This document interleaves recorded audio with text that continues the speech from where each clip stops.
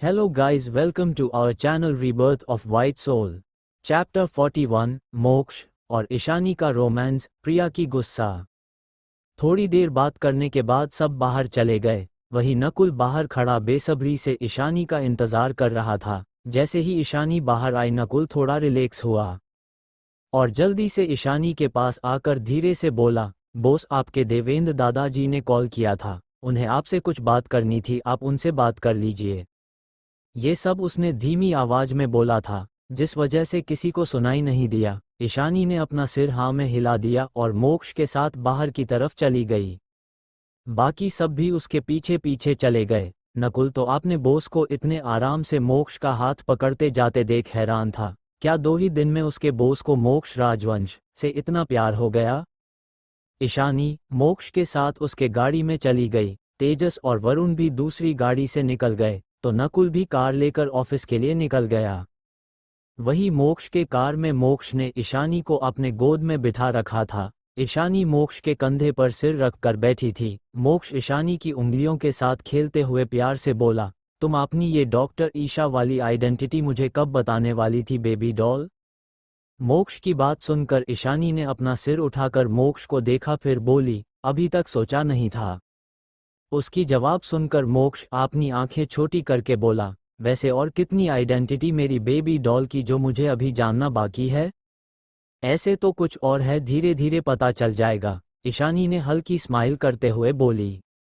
मोक्ष ने कुछ नहीं कहा, उसे पता था आज नहीं तो कल उसकी बेबी डॉल उसे सब कुछ बताने ही वाली है।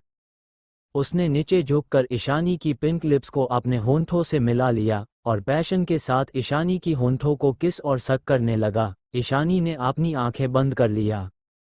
धीरे धीरे मोक्ष वाइल्ड हो गया और ईशानी के मुंह में जीभ डालकर उसकी मुंह को एक्सप्लोर करने लगा, फिर उसके जीभ को सक करने लगा। ईशानी ने मोक्ष की शर्ट को अपनी मुट्ठियों में भर लिया। 20 मिनट बाद जब मोक्ष को लगा कि ईशानी को सांस नहीं आ रही है, तब जाकर उसने उसे छोड़ा। मोक्ष के छोड़ते ही ईशानी गहरी गहरी सांस लेने लगी तो मोक्ष की नज़र ईशानी की स्नो वाइट जैसी गोरी गर्दन और उसकी ऊपर नीचे होती सीने पर चली गई, जिसे देखकर मोक्ष अपना कंट्रोल खोने लगा। उसने अपना होंठ ईशानी की गर्दन पर रख दिया और उसकी गर्दन को धीरे धीरे चूमने लगा। ईशानी की खुशबू उसे पागल बना रही थी। मोक्ष की इस तरह किस करने से ईशानी की सांसें तेजी से चल रही थी। वो तो अच्छा था कि कार का पार्टीशन ऑन था। धीरे धीरे मोक्ष ने ईशानी की गर्दन को वाइल्डली किस और शक करना शुरू कर दिया, जिस वजह से ईशानी की सिसकियां निकलने लगी, जिसे ईशानी अपने होंठ भींचकर दबाने की कोशिश करने लगी। ईशानी को अपनी सिसकियों को कंट्रोल करते देख मोक्ष ईशानी की कान के पास जाकर उसकी ईयरलोब को चूमते हुए उसकी कान में हस्की वॉइस में बोला, अपनी सिसकियों को रोकने की कोशिश मत करो बेबी डॉल, मुझे तुम्हारी सिसकियों की आवाज़ सुननी है। इतना कहकर मोक्ष ने ईशानी की ईयरलोब पर हल्के से बाइट कर लिया। ईशानी की शरीर में जैसे सिहरन सी दौड़ गई। फिर से मोक्ष ईशानी की गर्दन और कोलबोन को चूमने लगा और धीरे धीरे बाइट करने लगा, जिस वजह से ईशानी की मुंह से धीरे धीरे सिसकियां निकलने लगी, जिसे ईशानी चाहकर भी रोक नहीं पा रही थी। वही ईशानी की मीठी सिसकियों की आवाज़ को सुनकर मोक्ष और भी वाइल्ड हो गया। उसने धीरे से अपना हाथ ईशानी की ऊपर नीचे हो रही इमेजेड चेस्ट पर रख दिया और धीरे धीरे सहलाने लगा। मोक्ष की इस हरकत से तो ईशानी की सिसकियां और बढ़ गई। उसकी हाथ मोक्ष की बलों में चलने लगे। तभी गाड़ी एक ब्रेक के साथ रुक गई और ड्राइवर की डर भरी आवाज़ आई, सर हम मॉल पहुंच गए। ड्राइवर की हालत खराब हो गई। भले ही पार्टीशन की वजह से वो पीछे जो हो रहा था उसे देख नहीं पा रहा था, पर दोनों की हल्की हल्की आवाज़ उसकी कान में पड़ रही थी, जिस वजह से उसे पसीना आ रहा था। गाड़ी रुकने की और ड्राइवर की आवाज़ की वजह से मोक्ष ने अपनी हरकतें रोक दी। उसे ईशानी को छोड़ने का तो मन नहीं कर रहा था, पर वो इससे ज़्यादा कुछ कर नहीं सकता था। उसने ईशानी को छोड़ दिया और उसकी बाल और ड्रेस को ठीक करने लगा। ईशानी की गाल टमाटर की तरह लाल हो गई थी, जिसे देखकर मोक्ष को उसे खाने का मन करने लगा। जब मोक्ष ने ईशानी की गर्दन को देखा तो वजह मोक्ष के दिए हुए लव बाइट थे, जो अच्छे से दिख रहे थे। उन बाइट मार्क्स को देखकर मोक्ष की चेहरे पर डेविल स्माइल आ गई। जब ईशानी ने मोक्ष की नज़रों का पीछा किया तो उसे समझ आ गया जरूर मोक्ष की दिए हुए मार्क्स रह गए होंगे, जिस वजह से वो मोक्ष को गुस्से से घूरने लगी। जब मोक्ष ने ईशानी को खुद को घूरते हुए देखा तो बोला, मुझे ऐसे मत देखो बेबी डॉल, मैं फिर से अपना कंट्रोल खो दूंगा, फिर मुझे दोष मत देना। उसकी बात सुन ईशानी ने थोड़े गुस्से और नाराजगी से बोली, तुमने ये क्या किया, अब ये मार्क्स सबको दिखेगा।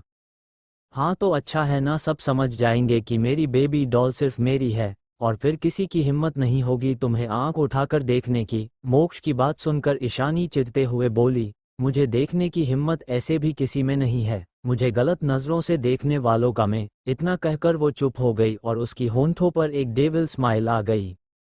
वही मोक्ष जनता था, उसकी बेबी डॉल को किसी की जरूरत नहीं है, जो अंडरवर्ल्ड में क्वीन की पोजीशन पर बैठी हो, भला उसे कोई क्या ही कर सकता है, पर उसे अपनी बेबी डॉल का यही अंदाज सबसे ज्यादा पसंद। बिल्कुल फेयरले उसने ईशानी को उसकी ओवरकोट उठाकर पहना दिया ताकि ईशानी की लव बाइट को कोई भी ना देख पाए, इसे देखने का हक सिर्फ उसका था। तभी कार की ग्लास विंडो पर नॉक हुआ, जब दोनों ने देखा तो बाहर नव्या थी जो नॉक कर रही थी।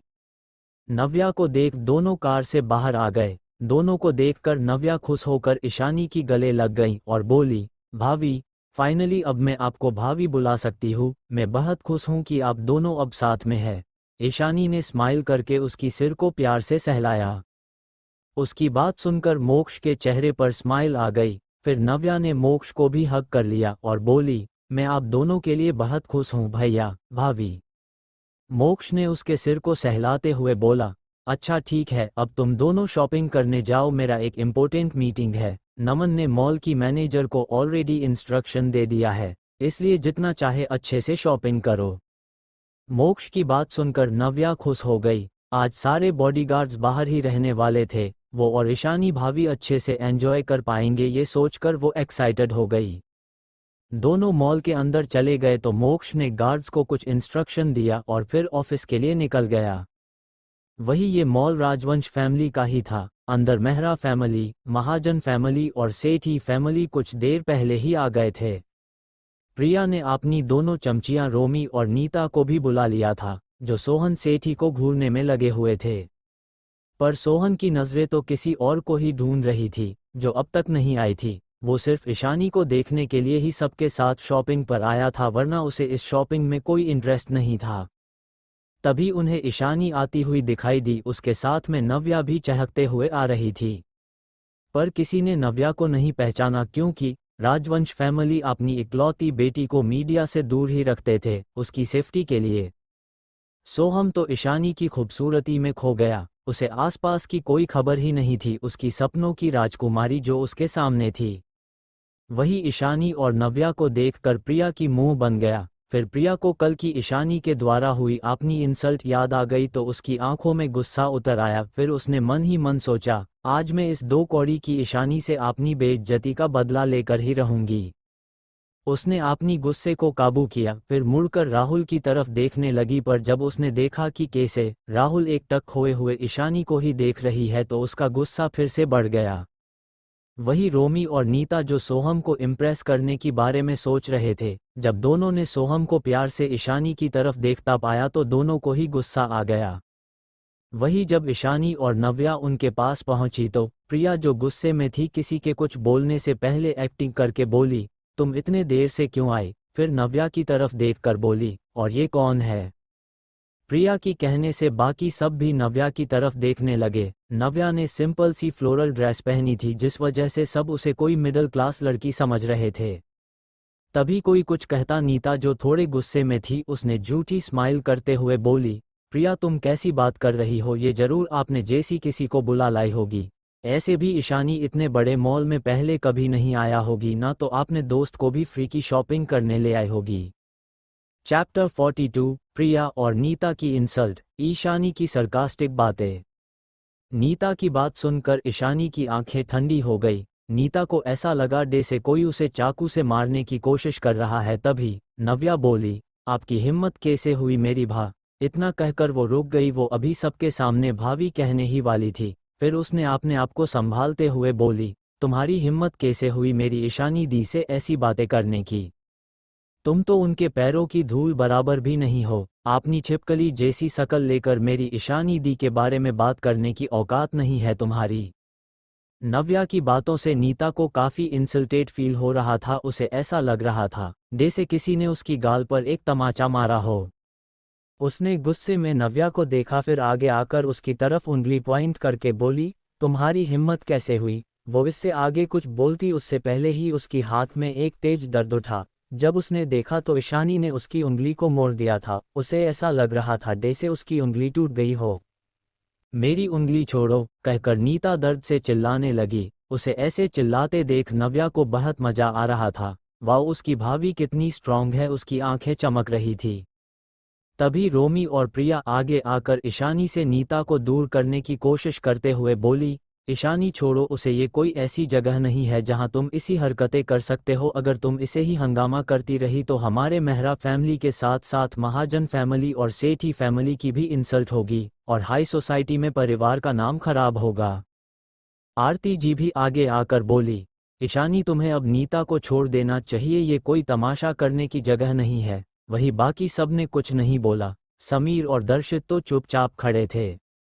पर ईशानी जैसे किसी की बात सुन ही नहीं रही थी। फिर उसने एक झटके के साथ नीता की उंगली को झटक दिया और अपनी ठंडी आवाज में बोली, अगली बार बोलने से पहले 1000 बार सोचना जरूर, और याद रखना मेरे आसपास की लोगों को कुछ भी बोलने से पहले ये सोच लेना कि तुम्हारी एक और गलती और तुम्हारे साथ साथ तुम्हारी पूरी फैमिली को मैं इस देश की बक्से से मिटा दूंगी। उसकी इतनी भयानक बातें सुनकर नीता के साथ साथ बाकी सब भी डर गए। मेहरा फैमिली तो पहले से ईशानी की ताकत को जानते थे कि ईशानी चाहे तो ऐसा जरूर कर सकती है। नव्या तो खुश हो रही थी, उसकी भाभी दूसरों को धमकी देते हुए कितनी कूल और डोमिनेटिंग लग रही है। अगर दादी माँ और मोम को मैं भाभी के बारे में बताऊंगी तो वो दोनों खुश हो जाएंगे। वही नीता ने अपने गुस्से और दर्द को कंट्रोल करते हुए मायूस चेहरा बना कर प्रिया को देखा ताकि प्रिया उसके लिए स्टैंड ले सके। प्रिया ने अपनी भोली शकल पर मासूम एक्सप्रेशन लाते हुए बोली, ईशानी तुम मेरी दोस्त के साथ ऐसा बर्ताव कैसे कर सकती हो? देखो उसे कितना दर्द हो रहा है। तभी समीर, जो अब तक चुपचाप ड्रामा को देख रहा था, उसने प्रिया को देखते हुए गुस्से से बोला, इनफ इज इनफ, गलती ईशानी की नहीं है, तुम्हारी दोस्त की है, इसलिए पहले तुम्हें उसे समझना चाहिए। पहले उसने ही ईशानी और उसकी दोस्त की इंसल्ट करने की कोशिश की थी। क्या उसे पता नहीं कि ईशानी मेहरा फैमिली से है? और हाँ, अपने दोस्तों को अच्छे से समझा दो, आगे से अगर किसी ने भी ईशानी की इंसल्ट करने की कोशिश की तो मैं खुद उस मैटर को हैंडल करूंगा। इतना कहकर समीर और दर्शित आगे चले गए। तभी मिसेस बनीता सेठी आगे आते हुए बात को संभालते हुए बोली, अच्छा जो हुआ उसे भूल जाओ, हमें अंदर जाकर शॉपिंग करनी चाहिए वरना ज़्यादा लेट हो जाएगा। उनकी बात सुनकर सब ने हाँ में अपना सिर हिला दिया और अंदर जाने लगे। वही अपने भाई की बात सुनकर और उसे ईशानी की सपोर्ट करते देख प्रिया गुस्से से आग बबूला हो रही थी। उसे काफ़ी इंसल्टेड फील हो रहा था। उसके भाई ने फिर से आज ईशानी की वजह से उसकी इंसल्ट किया और रुड बातें कहीं। गुस्से में उसकी मुठिया कस गई। मैं इस ईशानी को इतनी आसानी से छोड़ने नहीं वाली, बस एक बार मौका मिल जाए फिर तो मैं तुम्हें सबके नज़रों में इतना नीचे गिराऊंगा कि तुम किसी को मुंह दिखाने की लायक भी ना रहो। इतना सोचकर उसने राहुल के पास जाकर उसके हाथ को पकड़ लिया और उसके साथ ही चलने लगी। उसने अपनी तिरछी नज़रों से ईशानी की तरफ देखा। उसे लगा उसे राहुल के साथ देखकर ईशानी जरूर जल रही होगी, पर ईशानी को उनकी तरफ देख ही नहीं रही थी। ये देखकर तो प्रिया को और भी गुस्सा आ गया। पर जब उसने राहुल की तरफ देखा तो उसकी भी नज़रें ईशानी पर देखकर तो प्रिया की तनबदन आग ही लग गई। वही सोहन भी ईशानी को ही बार बार देख रहा था, जिसे प्रिया ने भी नोटिस किया था। आखिर इस ईशानी में ऐसा क्या खास है जो सब उसके दीवाने हुए जा रहे हैं? वो खुद को सबसे ज़्यादा खूबसूरत समझती थी, पर ईशानी के आने के बाद से तो उसकी खूबसूरती फीकी लग रही थी और इस बात से प्रिया को सबसे ज़्यादा नफरत हो रही थी। सब एक शॉप के अंदर चले गए जहां सब कुछ बहुत महंगी और ब्रांडेड था। 2 सेल्स लेडी सबको अटेंड करने आगे आ गए।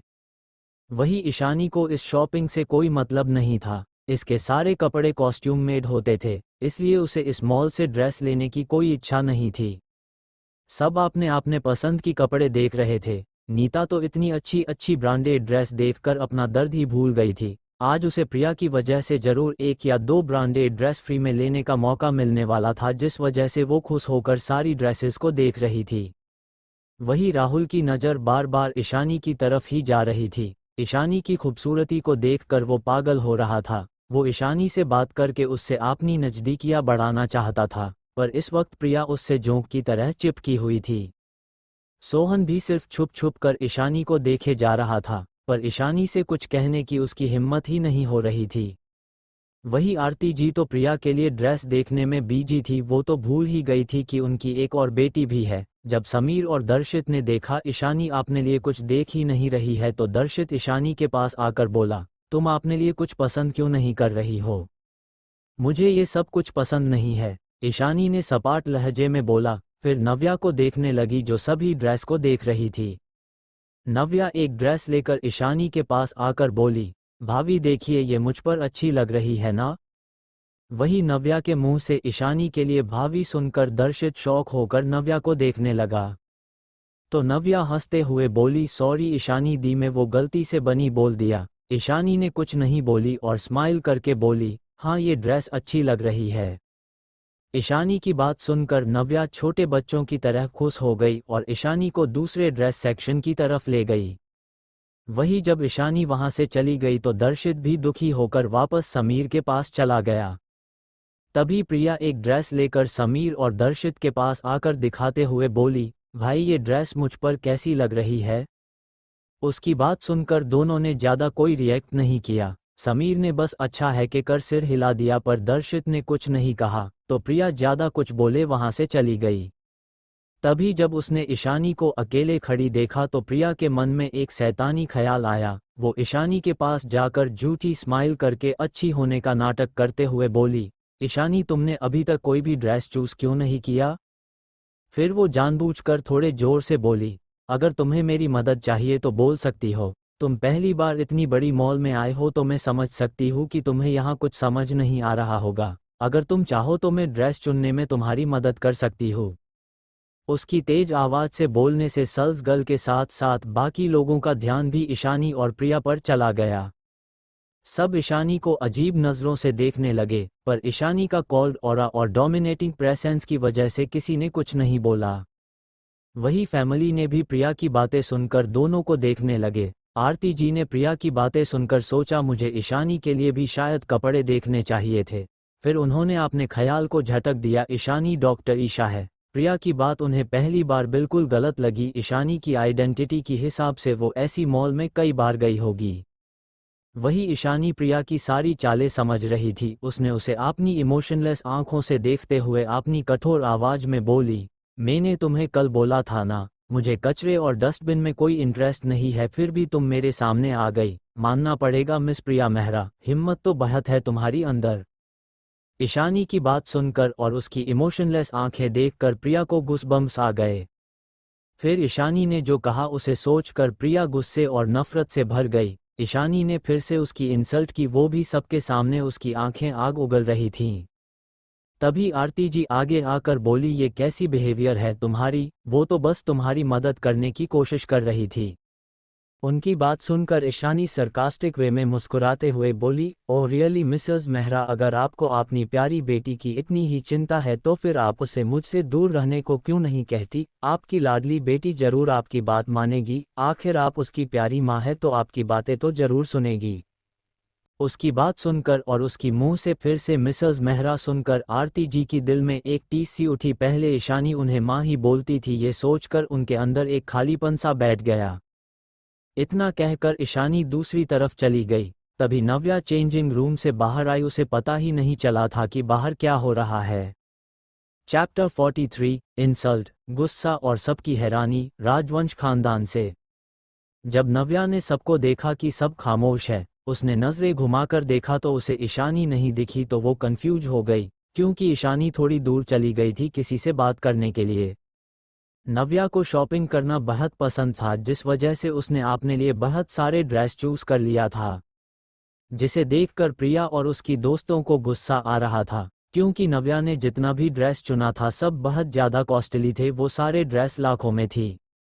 वही महाजन फैमिली भी आज चुप थी। आज मोहिनी और रोमिका कुछ नहीं बोल रहे थे, क्योंकि राकेश महाजन ने उन दोनों से स्ट्रिक्टली कहा था कि वो ईशानी के साथ कोई भी बदतमीज और बहस ना करे, और जितना हो सके ईशानी के सामने अच्छा बनने की कोशिश करे, जिस वजह से दोनों चुप थी। अब तो उन्हें भी ईशानी के बदले प्रिया को चुनने का थोड़ा अफसोस हो रहा था।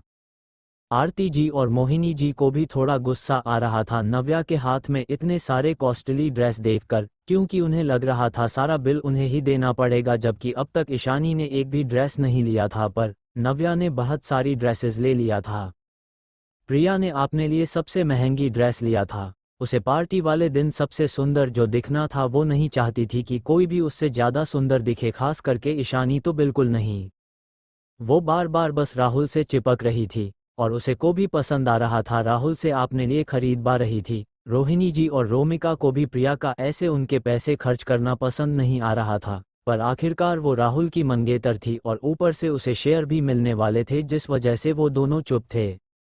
राहुल को तो अब उससे चीड़ मच रही थी, ऊपर से उसे अभी तक ईशानी से बात करने का एक भी मौका नहीं मिला था। वही सुहाना ने अपने पसंद की बहुत ही सिंपल सा लहंगा लिया था, उसे ज़्यादा दिखावा पसंद नहीं था। रोमी और नीता ने भी अपने लिए कॉस्टली ड्रेस को चूज कर लिया था, क्योंकि उन्हें पता था कि उन्हें बिल नहीं देना पड़ेगा। प्रिया गुस्से से नव्या को घूर रही थी, पर वो उसे कुछ कहने की हिम्मत नहीं कर रही थी, इसलिए वो आरती जी के पास जाकर धीरे से बोली, मोम आपको नहीं लगता ईशानी की दोस्त ने बहुत ज़्यादा चीज़ें ले लिया है, इसका बिल तो लाखों में आएगा।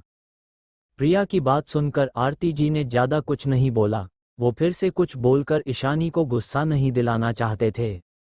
वही दर्शित जो पास में खड़ा था, उसने प्रिया की बात को सुन लिया था, उसे प्रिया पर गुस्सा आ रहा था, पर वो सबके सामने कुछ बोलना नहीं चाहता था। उसने डिसाइड किया कि वो खुद ही सभी बिल दे देगा, ताकि फिर से कोई भी ईशानी या उसकी दोस्त को परेशान ना करे। तभी प्रिया की नज़र नव्या की हाथ में पकड़ी एक ड्रेस पर गई, जो बहुत सुंदर था और बहुत ब्रांडेड भी। वो अब इस ड्रेस को नव्या से लेना चाहती थी, पर उसे समझ ही नहीं आ रहा था कि सबके सामने वो उस ड्रेस को कैसे छीने। वो सबकी नज़रों में अपनी इमेज खराब नहीं करना चाहती थी। तभी रोमी जब देखती है कि प्रिया की नज़र नव्या की हाथ में पकड़ी ड्रेस पर है, तो उसे भी उस ड्रेस को देखकर लालच आ जाता है, क्योंकि वो एक वाइन कलर की बहुत ही खूबसूरत ड्रेस थी। रोमी आगे आकर नव्या को देखकर बोली, तुम्हें नहीं लगता तुमने बहुत ज़्यादा ड्रेस ले लिया है? तुम्हें ये तो पता है ना कि ये सारे ड्रेस लाखों में है, क्या तुम इसे अफोर्ड भी कर पाओगी? उसकी बात सुनकर नव्या ने मासूम शक्ल बनाते हुए बोली, इससे तुम्हें क्या मैं अफोर्ड कर सकती हूँ या नहीं? वैसे भी मुझे थोड़ी ना बिल भरना है जो मैं कुछ भी यहाँ से लेने से पहले सोचूं। उसकी बात सुनकर सब हैरान थे, आरती जी भी थोड़ा गुस्से थे, उन्हें लग रहा था मेहरा फैमिली बिल भरने वाली है, जिस वजह से नव्या अपने मन से कपड़े ले रही है। प्रिया को तो बहुत गुस्सा आ रहा था, ईशानी के साथ आई ये लड़की उसकी तरह ही बेइज्जती कर रही है। कोई कुछ कहता उससे पहले वहां ईशानी आ जाती है। उसकी कॉल खत्म हो गया था, उसने आते वक्त रोमी की बातें सुन ली थी। ईशानी को देखकर सब चुप हो है, तो ईशानी रोमी को देखकर बोली, लगता है तुम्हारे बाप के पास बहुत पैसा है, और हाँ अपना मुंह बंद रखना, क्योंकि मुझे अमीर लोगों को बांकरूप कराने में बहुत मजा आता है। ईशानी की होंठों पर इस वक्त एक कोल्ड स्माइल थी जो बहुत डेंजरस लग रही थी। उसकी खतरनाक बातें सुन और स्माइल देख रोमी की तो रोंगटे खड़े हो गए थे। जब उसने देखा कि ईशानी आसपास नहीं है, उसके बाद ही उसने नव्या से ऐसे बात की थी। उसे उम्मीद नहीं थी कि ईशानी इतनी जल्दी आ जाएगी और उसकी बातें भी सुन लेगी। रोमी को ईशानी से थोड़ा डर लगता था, क्योंकि ईशानी की संबंध सहगल फैमिली के साथ बहुत अच्छे थे। अगर ईशानी ने सहगल फैमिली को कहकर उनकी फैमिली को बर्बाद कर दिया तो भी कोई उन्हें बचा नहीं पाएगा, क्योंकि उनकी फैमिली सहगल फैमिली की बराबरी कभी नहीं कर सकता था, और उनके पास इतने बड़े इन्फ्लुएंस भी नहीं थे जो उन्हें सहगल फैमिली के गुस्से से बचा सके। ईशानी ने नव्या को देखा जो रोमी को ही गुस्से से घूर रही थी। क्या ले लिए ड्रेस? ईशानी ने नव्या से प्यार से पूछा। तो नव्या रोमी पर से अपनी नज़र हटाकर ईशानी की तरफ देखकर बोली, हाँ मुझे यहाँ से और कुछ नहीं चाहिए। ठीक है, तो फिर चलो सब कुछ पैक करवा लो। तो ईशानी और नव्या काउंटर के पास चले गए। सेल्स गर्ल भी नव्या की मदद करने चली गई कुछ ड्रेस लेकर। वही प्रिया और उसके दोस्त तो गुस्से से आग बबूला हो रहे थे। सब ने अपने लिए ड्रेस ले लिया था, तो वो सब भी ईशानी और नव्या के पीछे ही काउंटर के पास आ गए। वही प्रिया अब देखना चाहती थी कि ईशानी और उसकी दोस्त लाखों की बिल कैसे भरेंगे। वही राहुल के मन में तो कुछ और ही ख्याल चल रहा था। वो सोच रहा था अगर ईशानी अपनी दोस्त की बिल नहीं दे पाई तो वो ईशानी की मदद करेगा, फिर तो ईशानी उससे जरूर इम्प्रेस हो जाएगी। वही डे से ही ईशानी और नव्या वहां आए तो मैनेजर पहले ही वहां मौजूद था। भला वो कैसे नहीं आता, आखिरकार नव्या राजवंश खानदान की प्रिंसेस थी। इसलिए मैनेजर ने सेल्स गर्ल को भी इन्फॉर्म कर दिया था कि मिस नव्या और उसके साथ आई लड़की को जो भी लेना है उन्हें सब कुछ मिल जाना चाहिए। सेल्स गर्ल्स को पता तो नहीं था कि नव्या और ईशानी कौन है, फिर भी मैनेजर ने इतनी स्ट्रिक्टली कहा था जिस वजह से सेल्स गर्ल को भी पता चल गया था कि जरूर वो किसी बड़े परिवार से होगी। इसलिए काउंटर पर बैठे इंसान ने भी नव्या से बिल नहीं मांगा। थोड़ी देर में सब कुछ पैक हो गया तो मैनेजर नव्या और ईशानी के पास आकर रिस्पेक्टफुली बोला, मिस राजवंश, आप चलिए, मैं ये सारा सामान आपकी गाड़ी में रखवा दूंगा। उसकी बात सुनकर ईशानी और नव्या स्टोर से बाहर चली गई। वही मैनेजर को इतनी रिस्पेक्टफुली बात करते देख उनके पीछे खड़े सब हैरान थे। उन्हें समझ नहीं आ रहा था, ना तो ईशानी ने बिल भरा ना ही नव्या ने, फिर भी मैनेजर उसके सामने सिर झुकाकर इतनी रिस्पेक्टफुली बात कर रहा है जैसे वो उनकी नौकर हो। तभी प्रिया को जब और बर्दाश्त नहीं हुआ तो वो आगे आकर मैनेजर से बोली, उन दोनों ने बिल पे नहीं किया है ना, कितना बिल हुआ है। फिर आरती जी की तरफ देख कर बोली, मोम, मुझे लगता है बिल कम से कम 50 लाख तो हो गया होगा, हम बिल देना ही पड़ेगा वरना सिचुएशन काफ़ी एम्ब्रासिंग हो जाएगी। उसकी बात सुनकर मैनेजर, जो आपने स्टाफ से कहकर नव्या की सामान को कार में पहुंचाने को बोल रहा था, उसने प्रिया को ऐसे देखा जैसे प्रिया कोई पागल हो।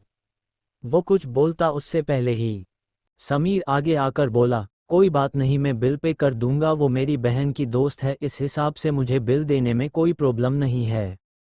वो अपना कार्ड निकाल रहा था कि तभी मैनेजर ने उसे रोक दिया और बोला, आपको बिल पे करने की कोई ज़रूरत नहीं है। मिस नव्या यहाँ की वीआईपी गेस्ट है और वो राजवंश फैमिली से है, इसलिए वो जब चाहे तब यहाँ से कुछ भी ले सकती है, उन्हें किसी की परमिशन की या बिल देने की कोई भी ज़रूरत नहीं है। वो नव्या की आइडेंटिटी सबको नहीं बता सकता था, जिस वजह से उसने सिर्फ ये कहा कि नव्या राजवंश फैमिली से है। पर मैनेजर की इतनी सिंपल बातें भी सबके ऊपर जैसे किसी बिजली की तरह गिरी थी। तो मोहिनी को अब तक चुप थी, वो आगे आकर बोली, राजवंश फैमिली से मतलब क्या आप वर्ल्ड की टॉप बिजनेस फैमिली और एशिया की नंबर 1 रिचेस्ट राजवंश फैमिली की बात कर रहे हैं जिनका ये मॉल है? ये सब कहते हुए मोहिनी हकला रहे थे, उन्हें जैसे सदमा लगा था। मैनेजर ने उन सबको देखा, उसे किसी भूत की तरह देख रहे थे, फिर वो हाँ बोलकर वहां से चला गया। पर बाकी सब अब भी सदमे से खड़े थे, उन सबको एक बहुत बड़ा झटका लगा था, खास करके प्रिया और उसकी दोनों दोस्तों को। उनके माथे से तो पसीना बह रहा था, चाहे वो लड़की राजवंश खानदान की रिलेटिव ही क्यों ना हो, वो उसे प्रोवोक करना अफोर्ड नहीं कर सकते थे, क्योंकि सबको पता था राजवंश खानदान में से किसी के साथ भी दुश्मनी मोल लेना मतलब अपनी बर्बादी को खुद बुलाना। समीर और दर्शित भी शौक थे कि ईशानी के साथ जो लड़की थी वो राजवंश खानदान से थी, जो पूरी एशिया की इकोनॉमी को कंट्रोल करते हैं, और जिस तरह से ईशानी और उस लड़की का बॉन्ड था उस हिसाब से वो ईशानी के साथ बहुत क्लोज लग रही थी। वही आरती जी का चेहरा तो सफ़ेद पड़ गया था, उन्हें तो लग रहा था नव्या यहाँ ईशानी के साथ फ्री की शॉपिंग करने आई थी, पर उन्हें क्या पता था वो लड़की दुनिया की सबसे अमीर खानदान से है और ये मॉल भी तो उनका ही है। भला उसे उनकी पैसों की क्या ही ज़रूरत होगी, वो तो जब चाहे उन्हें इस मॉल से बाहर फेंकवा सकती थी।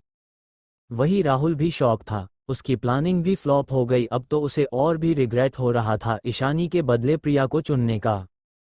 मोहिनी जी और रोमिका भी यही सोच रहे थे, काश उन्होंने प्रिया के बदले ईशानी को अपनी घर की बहू चुना होता तो आज सहगल खानदान और राजवंश खानदान जैसी पावरफुल खानदान ईशानी की वजह से उनसे जुड़ जाती। उन्होंने प्रिया को देखा जो चुपचाप खड़ी थी, उसकी आंखों में डर और गुस्सा दोनों था, जो चाहकर भी उनकी नज़रों से छुप नहीं पा रही थी। आखिरकार वो दोनों भी तो प्रिया जैसी ही थे। प्रिया को देख उन्हें बहुत अफसोस हो रहा था अपने फैसला पर, ना तो प्रिया ईशानी की तरह खूबसूरत थी और ना ही ईशानी जैसी इन्फ्लुएंस, वो बस मेहरा खानदान के नाम पर उड़ना जानती थी।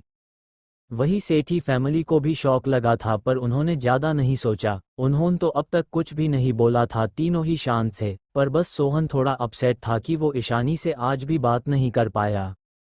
चैप्टर 44 ईशानी की नव्या के लिए शॉपिंग, नव्या की खुशी, प्रिया की गुस्सा।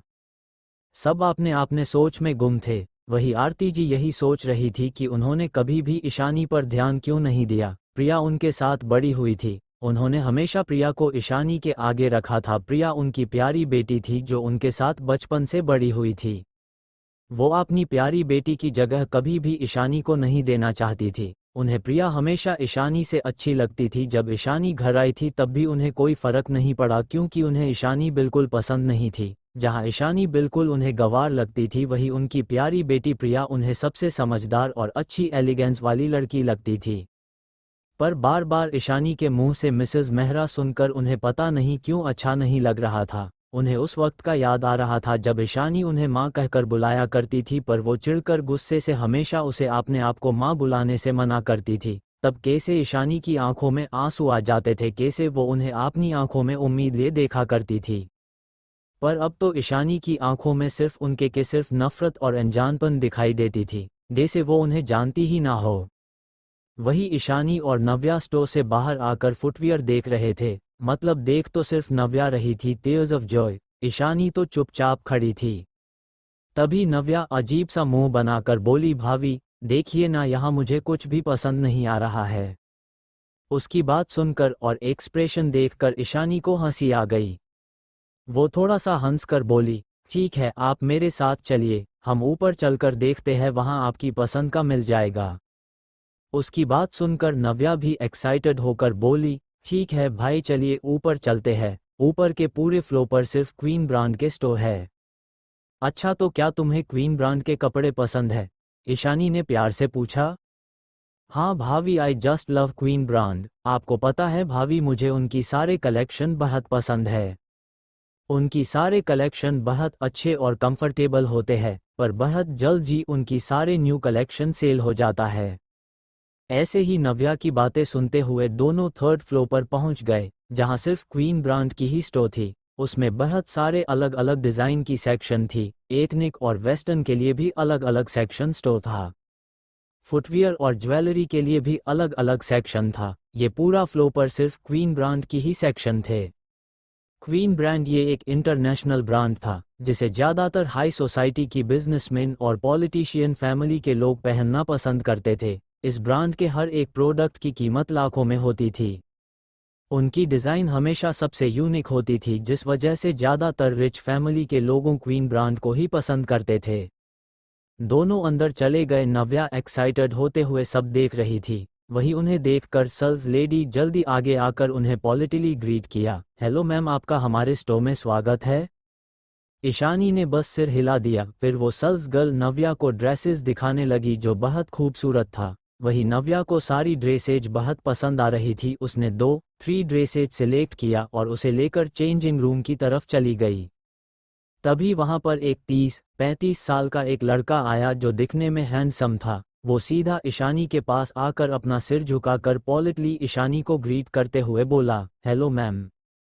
ईशानी अपने सामने खड़े इंसान को देखकर कोल्ड आवाज में बोली, नील, क्या मैंने जो काम दिया था पूरा हुआ? उसकी बात सुनकर सामने खड़ा लड़का, जो नील था और क्वीन ब्रांड का इंचार्ज था, उसने थोड़ा डरते हुए बोला, मैम, हमें अभी तक कोई अच्छी कैंडिडेट नहीं मिली है। पहले मैंने सैंडी के बारे में सोचा था, पर हाल फिलहाल में उसके बारे में बहुत सारे स्कैंडल वायरल हो रहे जिसकी वजह से उसकी रेपुटेशन डाउन हो रहा है। फैशन शो की जज की पोजीशन से भी उसे हटा दिया गया है।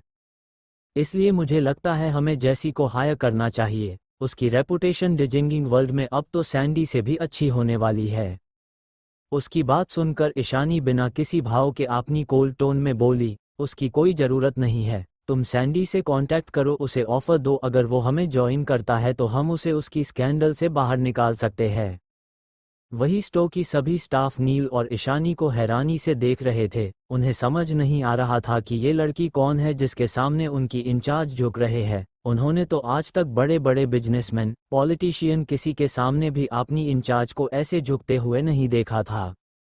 क्वीन ब्रांड इंटरनेशनल लेवल पर इतनी फेमस थी कि वो खड़े खड़े फैशन इंडस्ट्री के बिजनेसमैन को हिला सकते थे, पर आज उनकी इंचार्ज ऐसे किसी के सामने झुके हुए तो जरूर वो कोई पावरफुल और इम्पोर्टेंट पर्सन होगी।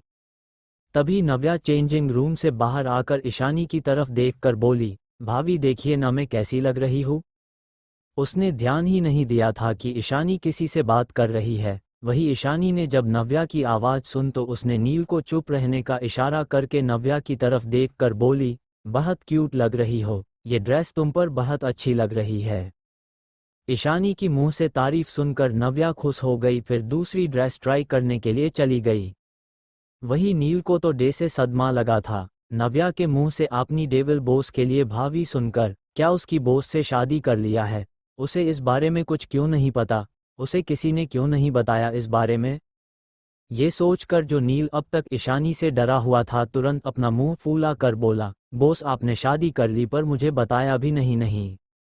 ईशानी ने उसे ऐसे देखा जैसे किसी पागल को देख रही हो, फिर थोड़ा शांत आवाज में बोली, तुम इन सब ने अपना दिमाग ज़्यादा मत लगाओ, बस जल्दी से सैंडी से कांटेक्ट करो।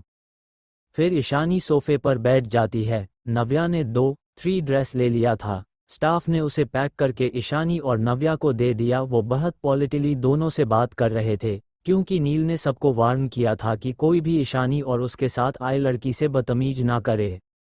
ईशानी नव्या को फुटवियर सेक्शन में ले गई, जहां बहुत खूबसूरत फुटवियर था। ईशानी ने नव्या के लिए 2 फुटवियर चूज किया जो बहुत खूबसूरत था। फिर ईशानी नव्या को ज्वेलरी सेक्शन में ले गई और उसके लिए सबसे यूनिक ज्वेलरी सेट चूज किया, जो नेकलेस, ईयररिंग, ब्रेकलेट का एक पूरा सेट था। वैसे तो क्वीन की सारी ज्वेलरी बहुत कॉस्टली और यूनिक थी, पर ईशानी ने नव्या के लिए सबसे कॉस्टली और उसे सूट करने वाली सेट चूज किया था। नव्या तो खुशी से झूम रही थी। आफ्टर ऑल आज उसकी भाभी ने उसे इतना सारा गिफ्ट जो दिया था, जो उसे काफ़ी पसंद था, वो तो अब घर जाकर ईशानी की दी हुई गिफ्ट को सबके सामने शो ऑफ करना चाहती थी।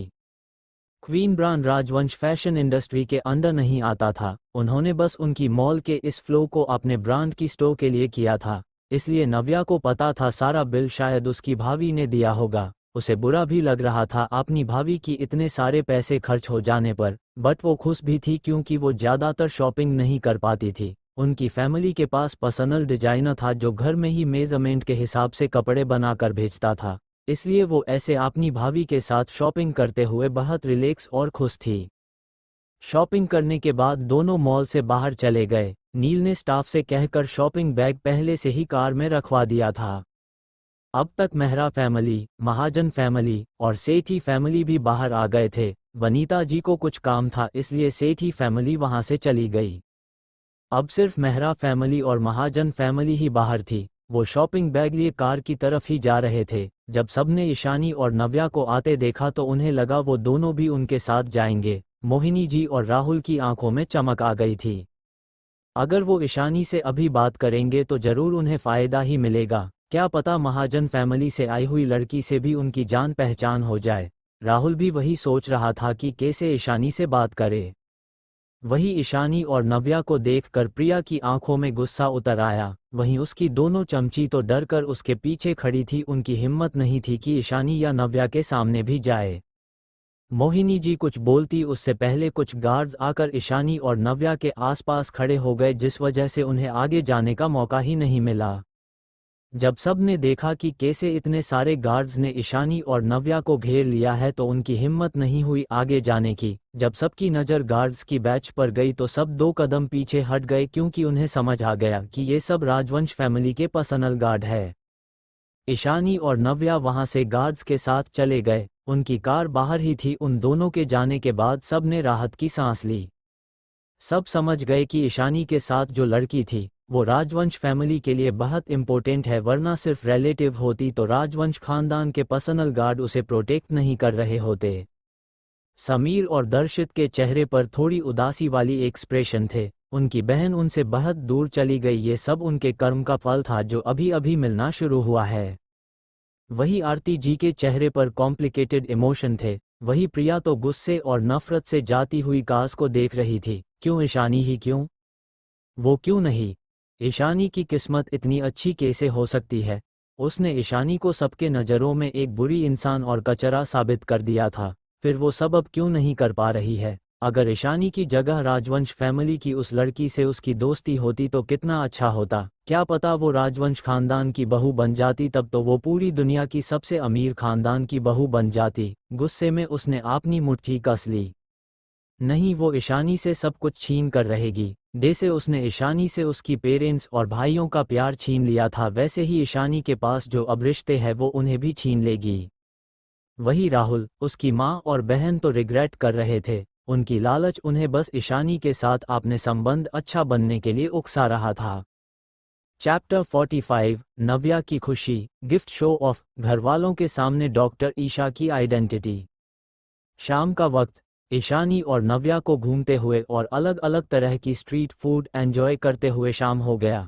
ईशानी नव्या की खुशी देख रही थी जो बच्चों की तरह केयर फ्री होकर घूम रही थी। नव्या को देख ईशानी को अपनी दोस्तों की याद आ गई, खास करके नंदिनी और रितिका दोनों बिल्कुल नव्या की तरह ही थे।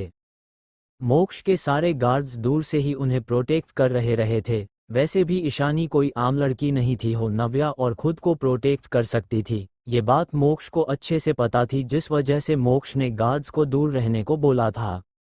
वही नव्या तो बहुत खुश थी, उसने कभी ऐसे घूमते हुए एंजॉय नहीं किया था। उसे ये स्ट्रीट फूड बहुत पसंद थी, पर वो कभी खा नहीं पाती थी, कोई अलाउ ही नहीं करता था। इसलिए अपनी भाभी के साथ वो बहुत एंजॉय कर रही थी, जहां वो बिल्कुल अपनी मन से बिना किसी गार्ड्स और रिस्ट्रिक्शन से जो चाहे कर रही थी। थोड़ी देर बाद नकुल वहां आ गया तो ईशानी और नव्या वहां से चली गई। ईशानी सीधा नकुल के साथ घर के लिए निकल गई तो वहीं नव्या भी विला के लिए निकल गई। नव्या जैसे ही विला पहुंची तो खुशी से झूमते हुए ईशानी की दी हुई सारी चीजें खुद ही लेकर झूमते गाते हुए अंदर चली गई।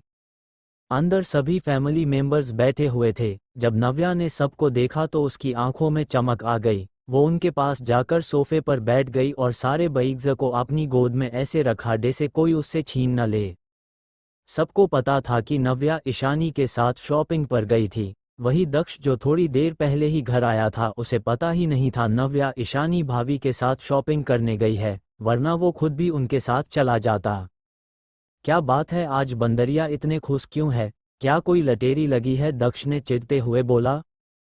दक्ष की बात सुनकर नव्या गुस्से से उसे घूरते हुए बोली, मैं नहीं तुम बंदर हो। फिर अपनी शॉपिंग बैग्स को बच्चों की तरह सहलाते हुए एक तिरछी स्माइल करते हुए दक्ष को देखकर बोली, मैं आज भाभी के साथ शॉपिंग करने गई थी। उसकी बात सुनकर दक्ष हैरान हो गया, फिर मुंह बनाकर बोला, तो तुम्हें मुझे क्यों नहीं बताया? मुझे भाभी के साथ शॉपिंग करना था। उसे नव्या से जलन हो रही थी। वही बाकी सब तो दोनों की नौटंकी देख रहे थे। तभी मोक्ष वहां आ गया। वो अभी ऑफिस से आया था। उसके साथ वरुण और तेजस थे, जो आज रात यही राजवंश विला में रुकने वाले थे। तेजस और वरुण सबके साथ सोफे पर बैठ गए। मोक्ष भी उनके पास ही बैठ गया, क्योंकि उसने अब तक किसी को सर्जरी के बारे में नहीं बताया था। तभी नव्या मोक्ष को देखकर खुशी से बोली, भाई आज मैंने और भाभी ने बहुत एंजॉय किया। फिर अपनी शॉपिंग बैग्स को दिखाकर बोली, ये देखिए भाभी ने मुझे कितना सारा गिफ्ट दिया है। उसकी बात सुनकर सभी स्माइल करने लगे। दादाजी उसे देखकर प्यार से बोले, अच्छा तो आपके भाभी ने आपको इतना सारा गिफ्ट दिया है? हाँ दादाजी, आपको नहीं पता भाभी कितनी कुल है। आज उन्होंने दो बदतमीज लड़कियों को ऐसा सबक सिखाया कि वो दोनों भाभी से डर कर कांप रहे थे। नव्या ने नाटक करते हुए बोला, जिसे देखकर सबको हंसी आ गई। दादी माँ उसके सिर पर हाथ फेरा कर बोली, अच्छा तो आज हमारी राजकुमारी इसलिए इतना खुश है क्योंकि उनकी भाभी ने उन्हें गिफ्ट दिया है। तो उनकी बात सुनकर नव्या ने छोटे बच्चों की तरह हाँ में अपना सिर हिला दिया। फिर एक्साइटेड होकर बोली, सिर्फ इतना ही नहीं, आज भाभी के साथ में बहुत घूमी और अपनी सारी फेवरेट फूड भी खाया। ये कहकर उसने अपनी होंठ पर जीभ फिराया, जैसे उन टेस्टी फूड को याद कर रही हो।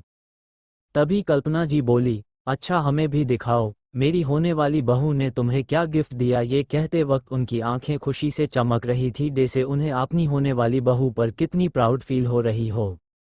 उनकी बात सुनकर नव्या खुश होकर सारे बैग्स को टेबल पर रख दिया। उस बैग्स पर भी क्वीन ब्रांड का टैग था।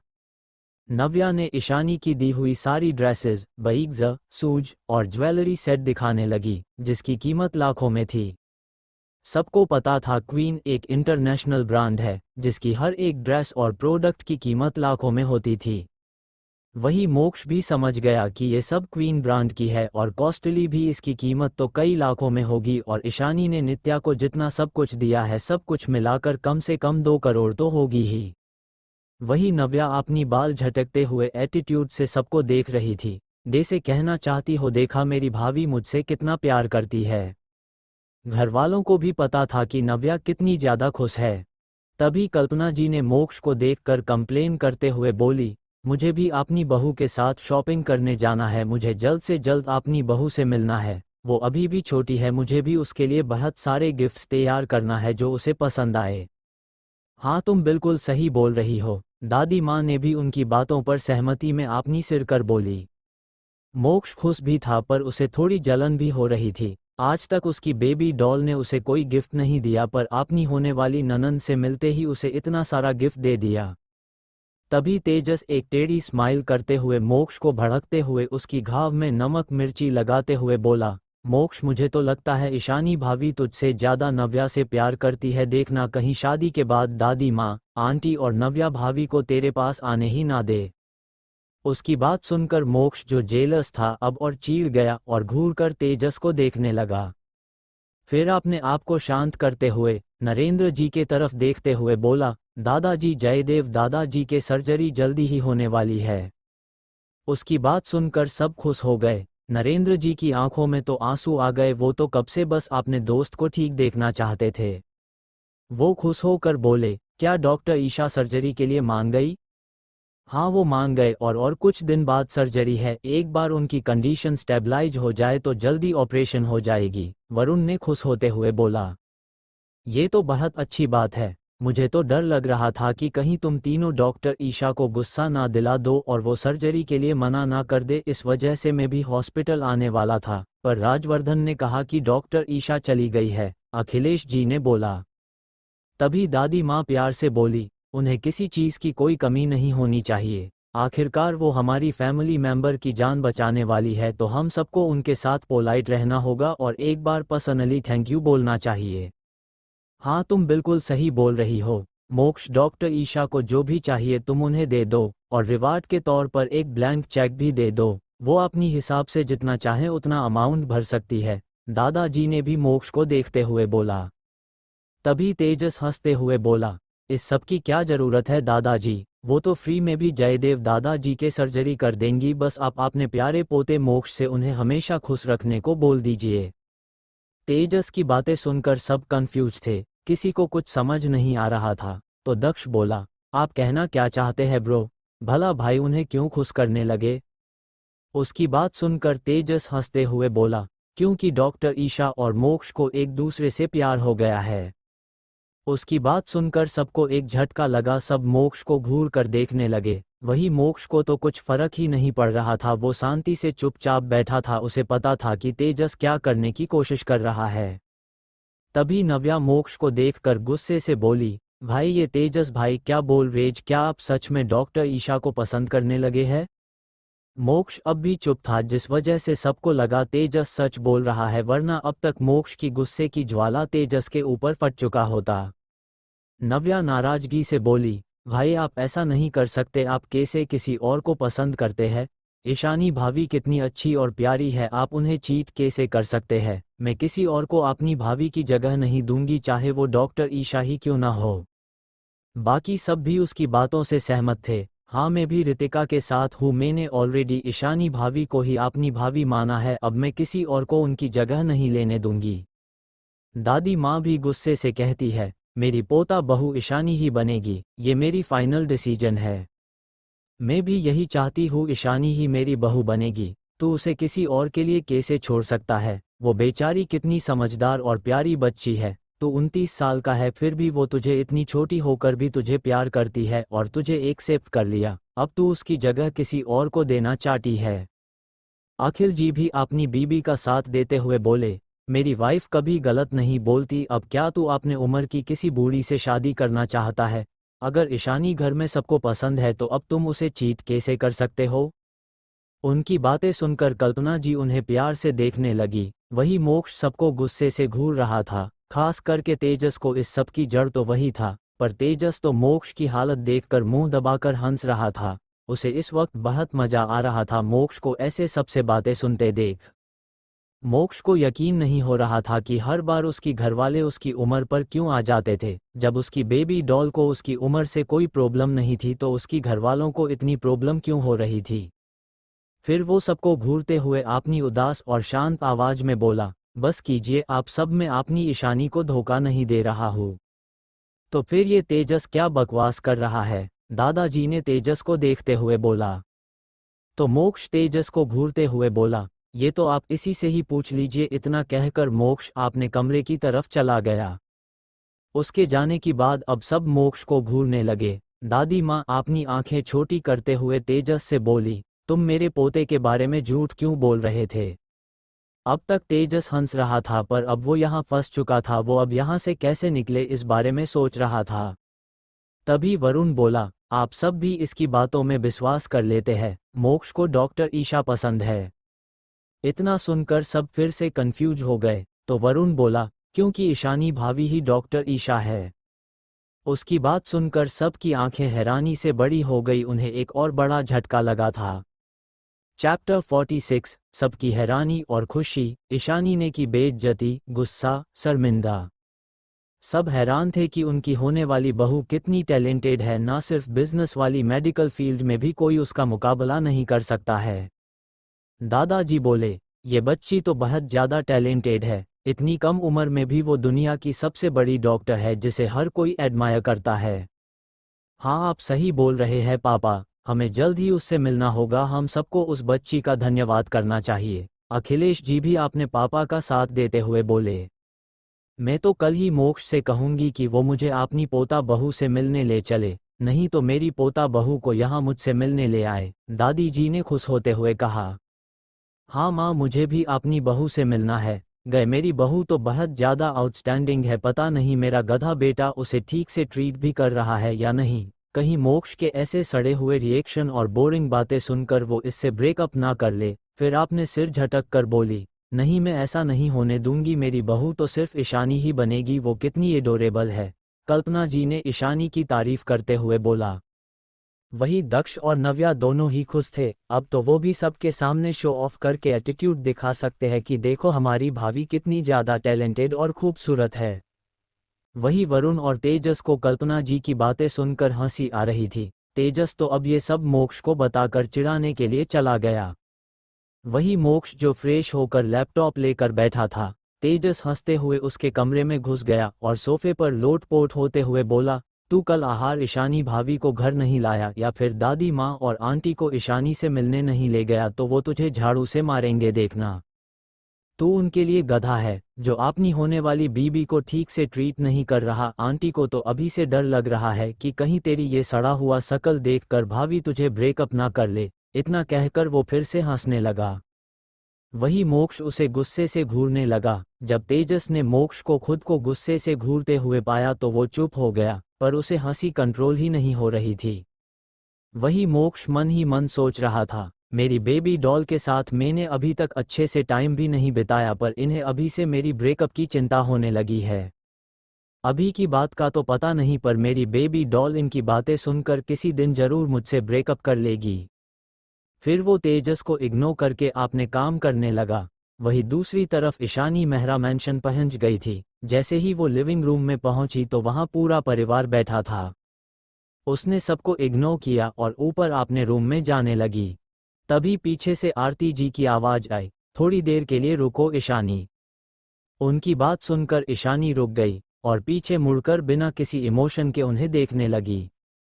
जब आरती जी ने ईशानी को रुकते हुए देखा तो वो एक बैग उसके तरफ बढ़ाकर बोले, ये लो, तुमने वहाँ कोई शॉपिंग नहीं किया, इसमें एक ड्रेस, तुम इसे पार्टी में पहन लेना। क्या बात है मिसेस मेहरा, आप मुझ पर इतने मेहरबान क्यों हो रहे हैं? इतना कहकर उसने ईशानी ने उस बैग को अपने हाथों में लिया। उसे बैग लेते हुआ देखकर आरती जी खुश हो गई। उन्हें लगा ईशानी को उनका खुद के लिए ड्रेस खरीदना अच्छा लगा। वही बाकी सब भी थोड़े खुश थे। चार भाइयों को लग रहा था शायद धीरे धीरे ईशानी पहले की तरह उनसे घुल मिल सकती है, अगर वो कोशिश करे तो। वही सुकेत जी को भी आज मॉल में जो हुआ सब पता चल गया था। उन्हें बहुत हैरानी हुई थी राजवंश खानदान की नाम सुनकर। ईशानी इतने बड़े बड़े लोगों को कैसे जानती है? क्या सिर्फ अपनी डॉक्टर ईशा की आइडेंटिटी की वजह से या फिर कुछ और? वो बस ईशानी को बैग लेते हुए देख रहे। उन्हें भी लग रहा था कि ईशानी शायद पहले जैसी हो सकती है। वही दादाजी और दादी माँ को पता था कि ईशानी उनमें से किसी को भी पसंद नहीं करती है, इसीलिए ईशानी को आरती की हाथ से बैग लेते हुए देखकर वो थोड़ा हैरान थे। प्रिया तो शैतानी स्माइल कर रही थी, क्योंकि वो ड्रेस उसने ही चूज किया ईशानी को सबके सामने बुरा दिखाने और शर्मिंदा करने के लिए। ईशानी बैग लेकर उसके अंदर से ड्रेस को बाहर निकाल दिया। फिर उस ड्रेस को देखकर वो डेविल स्माइल करते हुए बोली, ओह मिसेस मेहरा, मुझे तो पता ही नहीं था कि आप इतने ओपन माइंडेड है। सब उसकी बात सुनकर कंफ्यूज थे। फिर सबकी नज़र ईशानी की हाथों में पकड़ी ड्रेस पर गई। वो ड्रेस बहुत छोटी थी, उसे पहनने से बदन ढकता कम और दिखता ज़्यादा, उससे तो अच्छा बिकनी है। सब उस ड्रेस को देखकर हैरान थे। आरती जी भी उस ड्रेस को देखकर शर्मिंदा हो गई, उन्होंने तो ड्रेस को देखा ही नहीं था। ईशानी सरकास्टिक स्माइल करते हुए बोली, मिसेस मेहरा, आप क्या मुझे भिखारी समझ रही है जो मुझे ये सस्ती भीख से रहे हैं? इस ड्रेस को देखकर लगता है जैसे किसी बार डांसर की ड्रेस है। फिर उस ड्रेस को देखकर थोड़ा उलट पलट प्राइस टैग देखकर बोली, अरे वाह, ये ड्रेस तो पूरे 11,000 के है, आपने इतनी महंगी ड्रेस मेरे लिए क्यों लिया? इससे ज़्यादा महंगी और अच्छी शालीनता वाली ड्रेस तो मैं फ्री में दान दिया करती हूँ। ये ड्रेस तो मेरी काम करने वाली भी नहीं पहनेगी, उसका भी स्टैंडर्ड इस ड्रेस से हाई है। फिर थोड़ा हंसकर बोली, आप एक काम क्यों नहीं करते, आप ये ड्रेस अपनी प्यारी बेटी को क्यों नहीं दे देते, उसे आपकी पसंद ज़रूर पसंद आएगी। इतना कहकर ईशानी उस ड्रेस वही फेंक देती है जैसे वो कोई कचरा हो। वही आरती जी और बाकी सब तो शौक और शर्मिंदा थे, वही प्रिया तो गुस्से में आग बबूला हो रही थी। ईशानी की हिम्मत कैसे हुई उसकी इंसल्ट करने की। तभी दादी माँ गुस्से से बोली, ये सब क्या है, तुमने ईशानी के लिए इतनी घटिया ड्रेस क्यों लिया, और वो भी इतनी चिप, क्या तुम्हारे पास पैसे कम पड़ गए थे? अगर इतना ही कम पैसा था तो तुम्हें मेरी पोती के लिए ड्रेस लेने की क्या ज़रूरत थी? दादाजी भी गुस्से से बोले, उसके दादा दादी अभी भी जिंदा है, उसकी ख्वाहिश पूरा करने के लिए अगली बार तुम्हें मेरी पोती के लिए कुछ भी लाने की ज़रूरत नहीं है। वही समीर, दर्शित, रेहान, अयान को भी अच्छा नहीं लग रहा था। आज सबके लिए कॉस्टली चीज़ें ही आई थी। प्रिया की ड्रेस तो 3 लाख की थी, तो फिर ईशानी के लिए ऐसा ड्रेस लेने की क्या ज़रूरत थी? उन्हें भी आरती जी पर थोड़ा गुस्सा आ रहा था। आज सर्वेंट को भी गिफ्ट दिया गया था, पार्टी में पहनने के लिए उनकी ड्रेस भी ईशानी की ड्रेस से अच्छी और महंगी थी। वही सुकेत जी को भी समझ नहीं आ रहा था कि जब सबके लिए इतनी अच्छी ड्रेस लिया है तो ईशानी के लिए भी ले लेते, पर ऐसी ड्रेस लेने की क्या ज़रूरत थी। वही आरती जी शर्मिंदगी से खड़ी थी क्योंकि उन्होंने तो ड्रेस देखा ही नहीं था, ये ड्रेस तो प्रिया ने चूज किया था। आरती जी प्रिया को देखकर बोली, प्रिया, ये ड्रेस तो तुमने ही मुझे दिया था ना, कहीं तुमने गलती से तो इसे उठा नहीं लिया था? उनकी बात सुनकर प्रिया हड़बड़ा जाती है, फिर मासूम बनते हुए अपने आंखों में आंसू लिए आरती जी को देखकर फिर बाकी सबको देखकर ईशानी से बोली, सॉरी ईशानी, इसमें मोम की कोई गलती नहीं है, लगता है मुझसे ही कोई गलती हो गई है, मैंने गलत ड्रेस को उठा लिया था शायद। मेरी कोई इंटेंशन नहीं थी तुम्हें हर्ट करने की। अगर तुम्हें ये ड्रेस पसंद नहीं आई तो कोई बात नहीं, तुम मुझसे एक ड्रेस ले लो, मैंने 2 ड्रेस लिया है। उसकी बात सुनकर सबको लगा शायद ड्रेस गलती से बदल गई होगी। दर्शित ने प्रिया को डांटते हुए बोला, तुम्हें देखना चाहिए था, ऐसे लापरवाही से ड्रेस लेने की क्या ज़रूरत थी? तभी ईशानी घृणा भरी नज़रों से प्रिया को देखते हुए बोली, मुझे डस्टबिन से कचरा उठाने की आदत नहीं है, और ना ही दूसरों की चीज़ को लेकर पहनने का शौक है। लगता है यहाँ सबको दूसरों की छोड़ी हुई चीज़ दी जाती है। मुझे तो लगता है ये मेहरा खानदान की पुरानी परंपरा है कि दूसरों की फेंकी हुई चीज़ को किसी और को पहनने के लिए दे दो। ईशानी के मन में इस वक्त घृणा और नफरत बढ़ रही थी, पर जब उसकी नज़र उसकी दादाजी और दादी माँ पर गई तो वो चुप हो गई। वो उन्हें दुखी नहीं करना चाहती थी। मेहरा खानदान उसके दादाजी और दादी माँ का भी है। वो यहाँ रहने के लिए सिर्फ इसलिए आई थी ताकि उसके दादा दादी खुश रहे। उनके ठीक होने के बाद तो वो यहाँ से जाने ही वाली थी, इसलिए वो उनके आगे कुछ भी नहीं कहना चाहती थी। इसलिए वो आगे बिना कुछ कहे वहाँ से चली गई। अगर वो थोड़ी देर भी और यहाँ रुकती शायद वो कुछ और बोल देती। आज उसकी हमेशा की कोल्ड और शांत नेचर के ऊपर उसकी गुस्सा और नफरत जो इन सब के लिए सालों से उसके दिल में पनप रही थी वो हावी हो गया था। ईशानी के वहाँ से चली जाने के बाद दादाजी और दादी माँ जो ईशानी की इमोशंस अच्छे से समझ रहे थे वो भी वहाँ से उठकर चले गए। आज उन्हें समझ आ गया था कि चाहे ये सब ईशानी के लिए अब कुछ भी मायने नहीं रखती। अब उसके अपनी परिवार के लिए कोई भी जगह नहीं है। उसकी आंखों में उन सब के लिए नफरत थी जो आज दिखाई दिया। उन्हें तो पहले से ही पता था कि ईशानी सिर्फ उनके लिए ही यहाँ रहती है, वरना इन लोगों ने उसके साथ जैसा बर्ताव किया था वो बच्ची तो यहाँ कभी आती ही नहीं। पर वो खुश थे कि उनके लिए ही सही पर उनके पोती उनके साथ तो है। वही लिविंग हॉल में डे से सन्नाटा पसर गया था। सबको ईशानी की व्यंग भरी बातें अच्छे से समझ आ गई थी। चैप्टर 47 सबका गिल्ट, प्रिया का गुस्सा, मोक्ष। ईशानी की बातें। सबको समझ आ रहा था कि ईशानी की कहना का मतलब क्या है, क्योंकि जब वो पहले इस घर में आई थी तब किसी ने भी उस पर ज़्यादा ध्यान ही नहीं दिया था। ना ही किसी ने उससे पूछा था कि उसे क्या चाहिए। उसके लिए 1.5 सालों में किसी ने एक भी ड्रेस नहीं लिया और ना ही उसकी ज़रूरत की चीज़ उसे दिया गया था। प्रिया की को ड्रेस वो नहीं पहनती थी, उसी पुरानी ड्रेस को ईशानी को दिया गया था, जिसके बारे में किसी को भी नहीं पता था। इसलिए ईशानी हमेशा अपनी पुरानी ड्रेस ही पहनती थी जो वो अपने साथ लेकर आई थी। उसे कभी किसी ने पॉकेट मनी भी नहीं दिया, सिर्फ दादाजी ही उसे पॉकेट मनी देते थे जो वो स्कूल और अपनी बुक्स और ज़रूरी चीज़ लेने में ही खर्च हो जाती थी। चारों भाइयों की दिल में गिल्ट भर गया था। ईशानी पहले ऐसी नहीं थी, वो बहुत ही शांत और मासूम थी। पर ना तो उसकी आंखों में पहले की तरह किसी के लिए प्यार था, ना मासूमियत। ये तो वो ईशानी थी ही नहीं जो उनके प्यार के लिए तरसती थी। अब उसे उनका प्यार नहीं चाहिए, ना माँ बाप का और ना ही भाइयों का प्यार। सुकेत जी और आरती जी भी वही सोच रहे थे। ईशानी की आंखों में आज सिर्फ घृणा और नफरत थी जो उनके दिल को कचोट रहा था। वही प्रिया को गुस्सा आ रहा, एक तो उसकी प्लान फेल हो गया। वो तो ईशानी को शर्मिंदा करना चाहती थी, पर उसे पता नहीं था कि ईशानी सबके सामने ही उस बैग से ड्रेस निकाल देगी। ऊपर से ईशानी ने आज उसकी बहुत ज़्यादा इंसल्ट किया था। पहले हर बार वो ही होती थी जो ईशानी को इंसल्ट करती थी, पर अब ईशानी उसे इंसल्ट कर रही थी। डस्टबिन और कचरा के कर गुस्से में उसकी दिमाग फटने को था। उसने अपनी गुस्से को दबाया और अपनी आंखों में आंसू लाते हुए बोली, ये सब मेरी गलती है। मेरी गलती की वजह से ईशानी ने मोम की इंसल्ट किया। ईशानी मुझे बिल्कुल पसंद नहीं करती है। इतने सालों तक मैंने उसकी जगह ले लिया, शायद वो मुझसे नफरत करती है। उसे लग रहा था उसके भाई और मोम डैड उसे समझाएंगे पहले की तरह और उसे मनाएंगे, पर किसी ने कुछ भी नहीं बोला, क्योंकि सबके मन में कुछ और ही चल रहा था। आज फिर से ईशानी की बातों ने उन्हें गिल्ट में डाल दिया था। आखिरकार थी तो वो उनकी अपनी बेटी ही, उन्हें उसे एक्सेप्ट कर लेना चाहिए था, उसे अच्छे से बिहेव करना चाहिए था, प्यार देना चाहिए था। पर उन्होंने ने तो उसे अपनाने से ही इनकार कर दिया। बच्चा बदल जाना ईशानी की गलती नहीं थी, उल्टा वो तो सफ़र कर रही थी। उन्हें ईशानी को प्यार देना चाहिए था, पर उन्होंने यूँ क्या दिया, सिर्फ दर्द। आज उनकी गलती की वजह से ईशानी उनसे बहुत दूर चली गई। अब वो उन सब से नफरत करती है। तभी आरती जी और प्रिया को देखकर दर्शित बोला, आगे से ऐसा कुछ भी करने की जरूरत नहीं। आज जो हुआ वो दोबारा नहीं होनी चाहिए। वैसे भी वो अब हम सबसे नफरत करती है। अगर ऐसा ही हुआ डे से आज हुआ है तो उसकी नफरत कम होने की जगह और भी बढ़ जाएगी।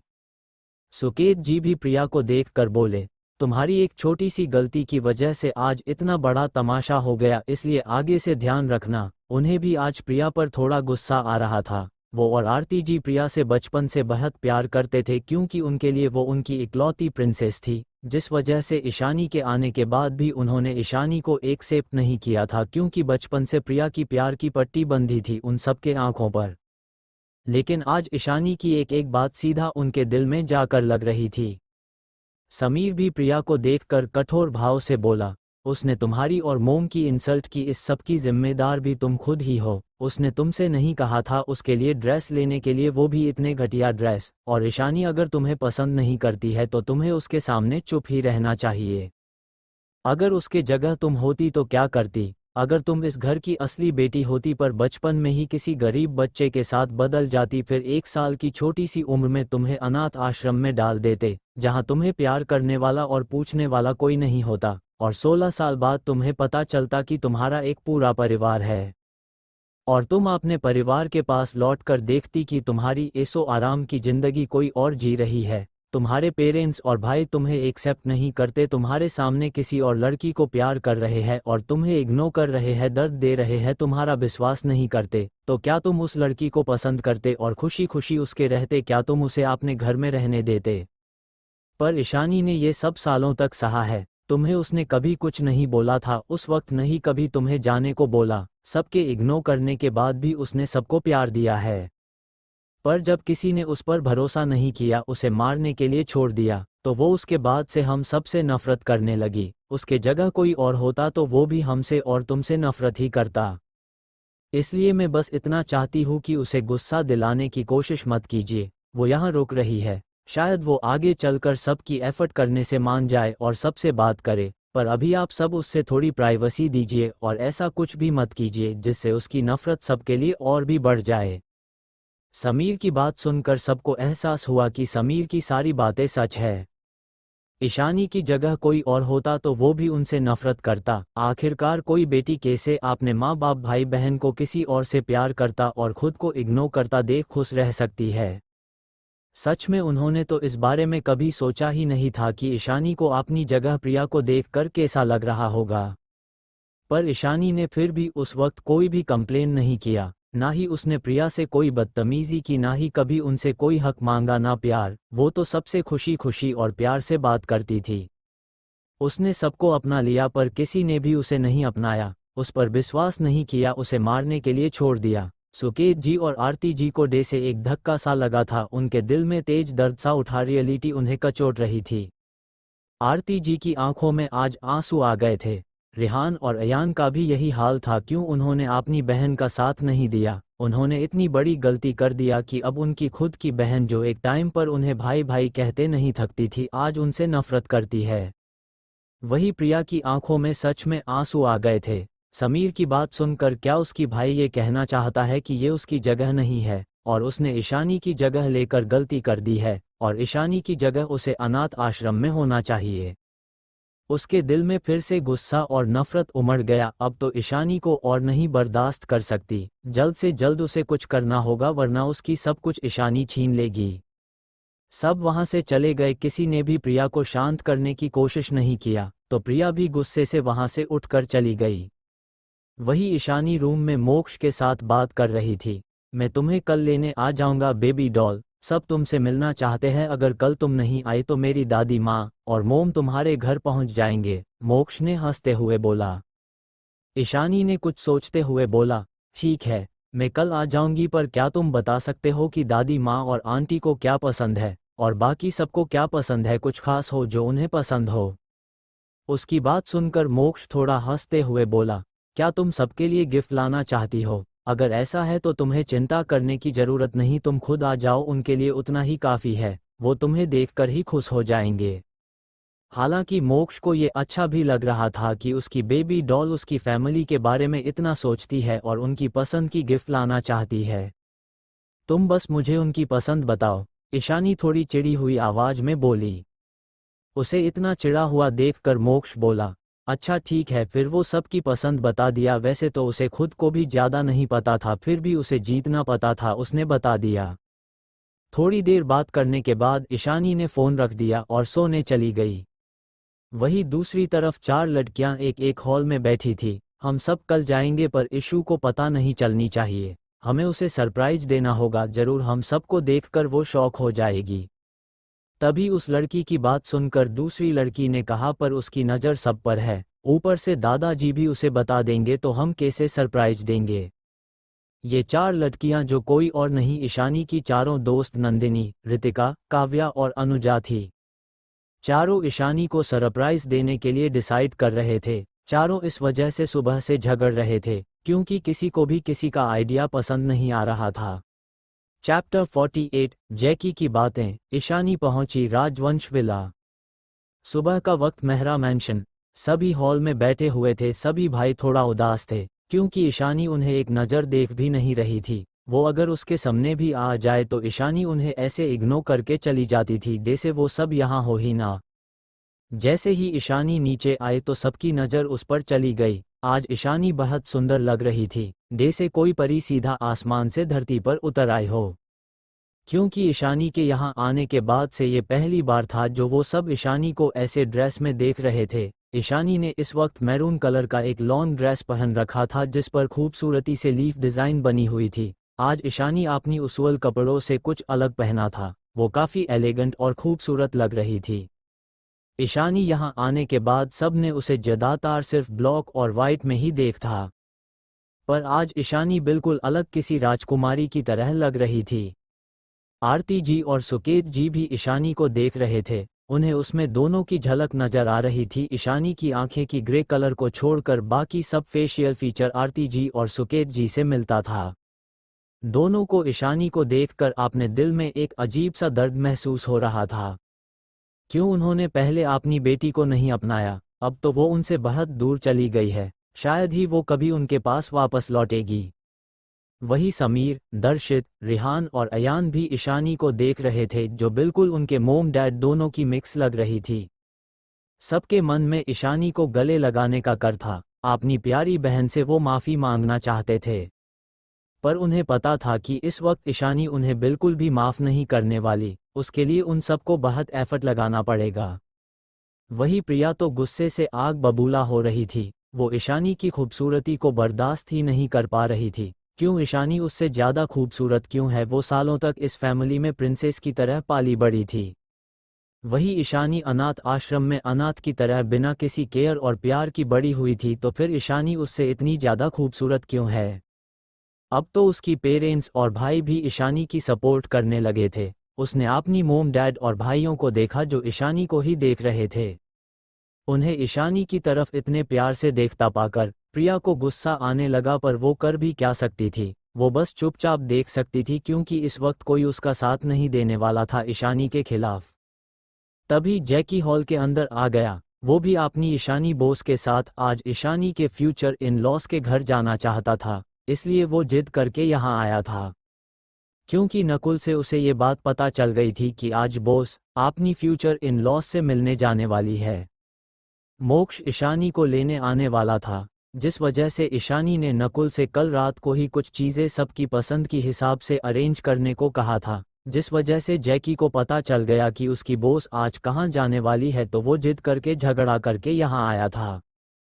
असल बात तो ये है कि जैकी देखना चाहता था कि कहीं उसकी बोस के फ्यूचर इन लॉस बुरे लोग तो नहीं है, जो आगे जाकर उसकी बोस को परेशान करने वाले हो। उसकी जिद की वजह से ईशानी भी उसे अपने साथ लेने के लिए मान गई। जब जैकी ने अपनी बोस को देखा, जो आज बहुत खूबसूरत एक परी की तरह लग रही थी। वाओ बोस, आप कितनी खूबसूरत लग रही हो, कहीं किसी की नज़र ना लग जाए आपको। फिर उसकी नज़र बाकी सब पर गई, तो उसने देखा कि प्रिया कैसे उसकी बोस को घूर रही है, तो वो ईशानी के आगे इस तरह खड़ा हो गया जैसे प्रिया उसकी बोस को ना देख पाए। उसे प्रिया किसी चुड़ैल और डायन से कम नहीं लग रही थी। फिर उसने प्रिया को देखकर फिर ईशानी की तरफ देखकर बोला, बोस आप मास्क पहन लीजिए, नहीं तो किसी चुड़ैल की नज़र आपको लग जाएगी।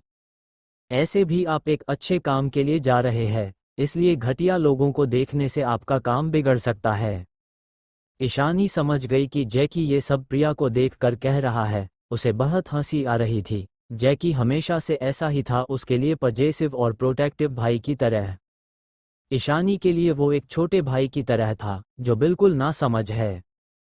वही प्रिया भी समझ गई कि जैकी ये सब उसे देखकर ही कह रहा। उसे गुस्सा तो बहुत आ रहा था, पर वो मन मार कर बैठी थी।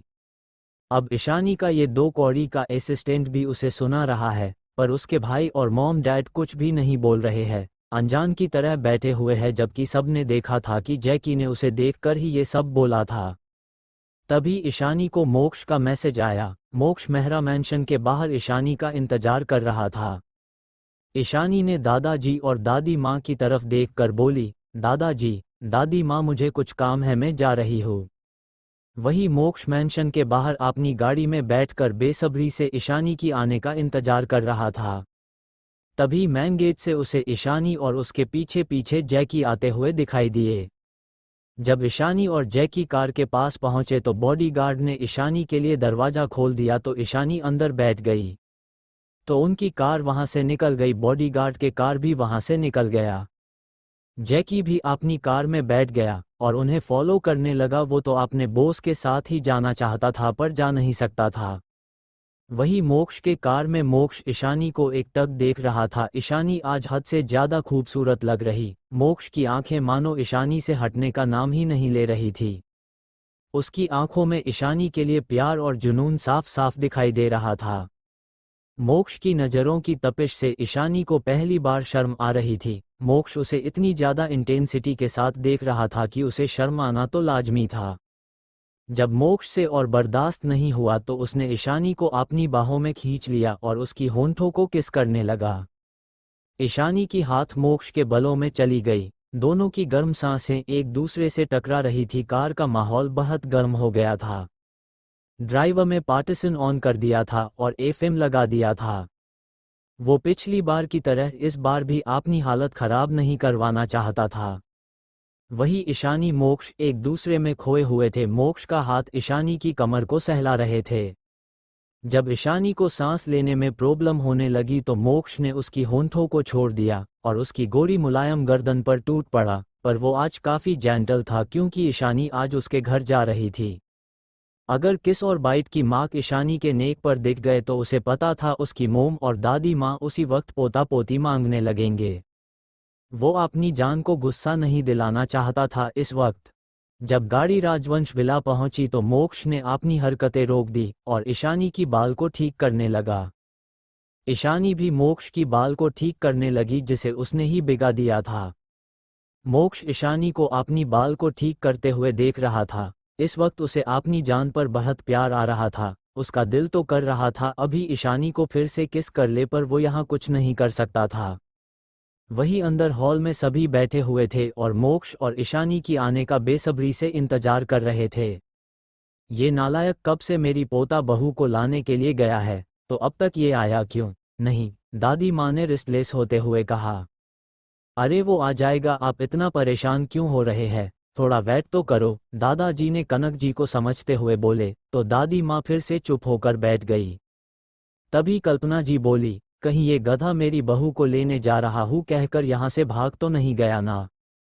तुम ये कैसी बात कर रही हो कल्पना? मोक्ष को गए हुए 1 घंटा ही तो हुआ है, वो अभी आता ही होगा। अखिलेश जी ने हंसते हुए बोला। उन्हें समझ आ रहा था उनकी बीवी अपनी बहू से मिलने के लिए कितना अधीर है। तभी सबको मोक्ष आता हुआ दिखा। उसने ईशानी का हाथ पकड़ रखा था। दोनों साथ में बिल्कुल एक परफेक्ट जोड़ी लग रहे थे। घरवालों ने जब मोक्ष और ईशानी को आते हुए देखा तो सब ईशानी को झट से पहचान गए। उन्होंने नव्या की फोन पर ईशानी की फोटो देखा था। सब अपनी जगह से उठ गए। जैसे ही मोक्ष ईशानी के साथ हॉल में पहुंचा तो रितिका जल्दी से जाकर ईशानी को गले से लगा लिया। ईशानी ने भी स्माइल करके उसके सिर पर हाथ से सहलाया तो नव्या थोड़ी दूर हो गई। तभी कल्पना जी आगे आकर ईशानी को देखकर बोले, गए मेरी बहू कितनी खूबसूरत है, किसी की नज़र ना लगे। तभी सबकी नज़र ईशानी की हाथों पर गई। उसने 3 बैग्स पकड़ रखे थे और मोक्ष ने भी 2-3 बैग्स पकड़ रखे थे। वही जैकी पीछे खड़ा सबको देख रहा था। देख नहीं, ऐसा कह सकते हैं कि स्कैन कर रहा था। उसने भी 4 बैग्स पकड़ रखा था। मोक्ष ने वही सोफे पर बैगास को रख दिया, फिर ईशानी की हाथों से भी बैग्स लेकर सोफे पर रख दिया, तो जैकी ने भी अपने पकड़े हुए बैग्स को वही रख दिया। ईशानी ने एक वार्म स्माइल के साथ सबको ग्रीट किया। घर में सब ईशानी को देखकर, उसकी खूबसूरती को देखकर सब दंग थे। कोई इतनी खूबसूरत कैसे हो सकता है? चैप्टर 49 ईशानी को देख सबकी खुशी। ईशानी का सबके लिए गिफ्ट। ईशानी ने नरेंद्र जी, कनक जी, अखिलेश जी और कल्पना जी के पैर छू लिए तो सब ने उसे आशीर्वाद दिया। उन्हें ईशानी बहुत ज़्यादा पसंद आई थी। वही मोक्ष ने जब ईशानी को सबके पैर छूते हुए देखा तो उसके दिल में एक अलग ही भाव आ गए। वो अपनी बेबी डॉल को अच्छे से जानता था। ईशानी सबसे अलग थी और ख़ास भी। अगर कोई और लड़की होती तो शायद वो कभी किसी के पैर नहीं छूती।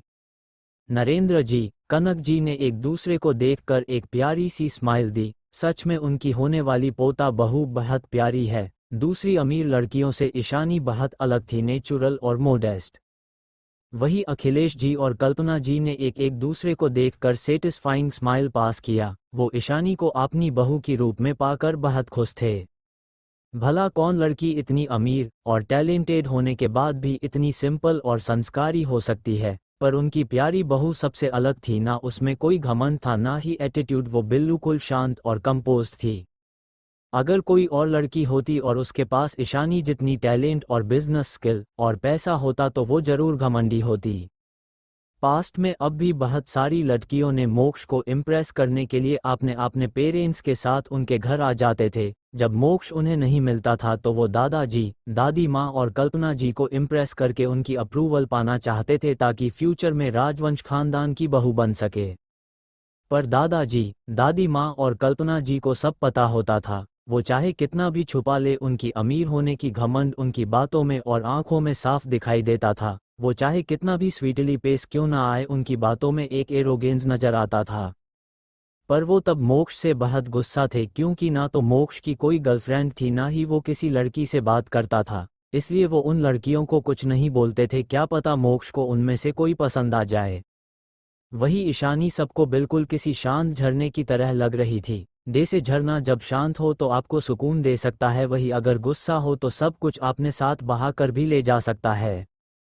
ईशानी के आसपास एक पॉजिटिव ऑरा थी। उसकी एलिगेंस उसकी नेचर को अच्छे से बयां कर रहा था, जो दादाजी, दादी माँ और बाकी सबको बहुत अच्छा लग रहा था। तुम नालायक, तुमने अभी तक मेरी पोता बहू को खड़ा करके क्यों रखा, दिख नहीं रहा है उसकी पैर दुख रहे होंगे, दादाजी मोक्ष को घूरते हुए बोली। तो मोक्ष हैरान हो गया, इसमें उसकी गलती, ये लोग खुद ही ईशानी पास खड़ा होकर उसे देखे जा रहे हैं। पर उसने कुछ नहीं कहा। जैसे ही वो ईशानी की हाथ पकड़कर उसे बैठाने वाला था, उससे पहले ही दादी माँ ने ईशानी की हाथ पकड़कर उसे खींच लिया और उसे सोफे पर बिठा दिया और खुद भी उसकी पास ही बैठ गई। वही मोक्ष तो आपने खाली हाथ को देखता रह गया। अभी अभी तो वो चिल्ला रहे थे कि ईशानी को खड़ा क्यों रखा, पर जब उसने अपनी बेबी डॉल को अपने पास बैठना चाहा तो दादी माँ ने उसे अपने पास बैठा लिया।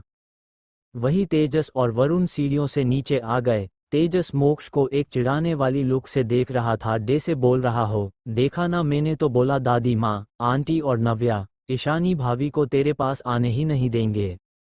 मोक्ष जो पहले से ही चिढ़ा हुआ था, तेजस की लुक से वो गुस्से से दांत पीसने लगा, पर उसने अपनी चेहरे पर कुछ भी जाहिर नहीं होने दिया और फिर से अपनी कोल्ड एरोगेंट लुक में आ गया और ईशानी के दूसरी साइड बैठने के लिए चला गया। पर वो बैठ पाता उससे पहले ही कल्पना जी ने उसे साइड कर दिया और जल्दी में ईशानी के दूसरी साइड बैठ गए, जैसे अगर वो अभी नहीं बैठे तो उनकी जगह कोई उनसे छीन लेगा। मोक्ष तो फिर से बस देखता रह गया। अब तो उसे अपनी बेबी डॉल को यहाँ लाने पर पछतावा हो रहा था। वही तेजस और दक्ष की तो हंसी छूट गई मोक्ष की हालत देखकर। उन्हें हंसता देख मोक्ष ने उन्हें घूर कर देखा, फिर दूसरे सोफे पर बैठ गया। तेजस और दक्ष ने मोक्ष को गुस्से में देखकर अपनी मुंह पर हाथ रख लिया और धीरे धीरे हंसने लगे। उसका एक्सप्रेशन ऐसा था मानो किसी ने उससे अपनी फेवरेट चीज छीन लिया हो। उसे अगर यहाँ को राइवल देख लेता तो विश्वास ही नहीं करता कि ये वही बेरहम और खतरनाक मोक्ष राजवंश जो बिजनेस वर्ल्ड और अंडरवर्ल्ड दोनों जगह राज करता है। ईशानी को भी मोक्ष को देखकर उसकी हालत समझ आ रही थी। उसे मोक्ष के इस चिढ़ते हुए देखकर हंसी भी आ रही थी। बाकी सब भी बैठ गए। तभी नव्या अपनी मोम के पास बैठते हुए बोली, मुझे भी भाभी के पास बैठना है। तुम कल ही तो मेरी बहू के साथ घूमने गई थी, अब वो यहाँ है इसीलिए मुझे उसके पास बैठना है, तुम बाद में बैठ जाना। उनकी बात सुनकर नव्या ने मुंह बना लिया, फिर चुपचाप बैठ गई। दादी माँ ने ईशानी की एक हाथ को पकड़ रखा था, जैसे वो आज उसे छोड़ना ही नहीं चाहती हो। तुम बहुत खूबसूरत और प्यारी हो मेरी बच्ची, मैं तो कब से तुमसे मिलना चाहती थी, पर मेरा एक ये नालायक पोता है को मुझे तुमसे मिलने ही नहीं दे रहा था, कनक जी ने प्यार से ईशानी की हाथों को सहलाते हुए बोली। ईशानी ने उनकी बात सुनकर एक प्यारी स्माइल दी और बोली, आपको मुझसे जब भी मिलना हो तो आप मुझे कॉल कर सकती है दादी माँ। ईशानी की इतनी प्यारी और अंडरस्टैंडिंग बातें सुनकर दादी माँ खुश हो गई। हाँ, तुम मुझे अपनी नंबर दे दो, जब भी मुझे और माँ जी को तुमसे मिलना हुए तो हम तुमसे कांटेक्ट करके तुमसे मिलने पहुँच जाएंगे, कल्पना जी ने अपनी चमकती आंखों से ईशानी को देखते हुए बोली। ईशानी ने भी एक स्माइल के साथ उन्हें अपनी कांटेक्ट नंबर दे दिया, तो कल्पना जी जल्दी से ईशानी को व्हाट्सएप पर ऐड कर लिया। अब वो सेटिस्फाइड थे। फिर दादी माँ की तरह उन्होंने भी ईशानी की दूसरी हाथ को पकड़ लिया और बोली, अगर कभी भी मेरा ये नालायक बेटा तुम्हें परेशान करे तो तुम डायरेक्ट उससे ब्रेकअप मत कर लेना, तुम बस मुझे बताना, मैं इसे अच्छे से सबक सिखाऊंगी।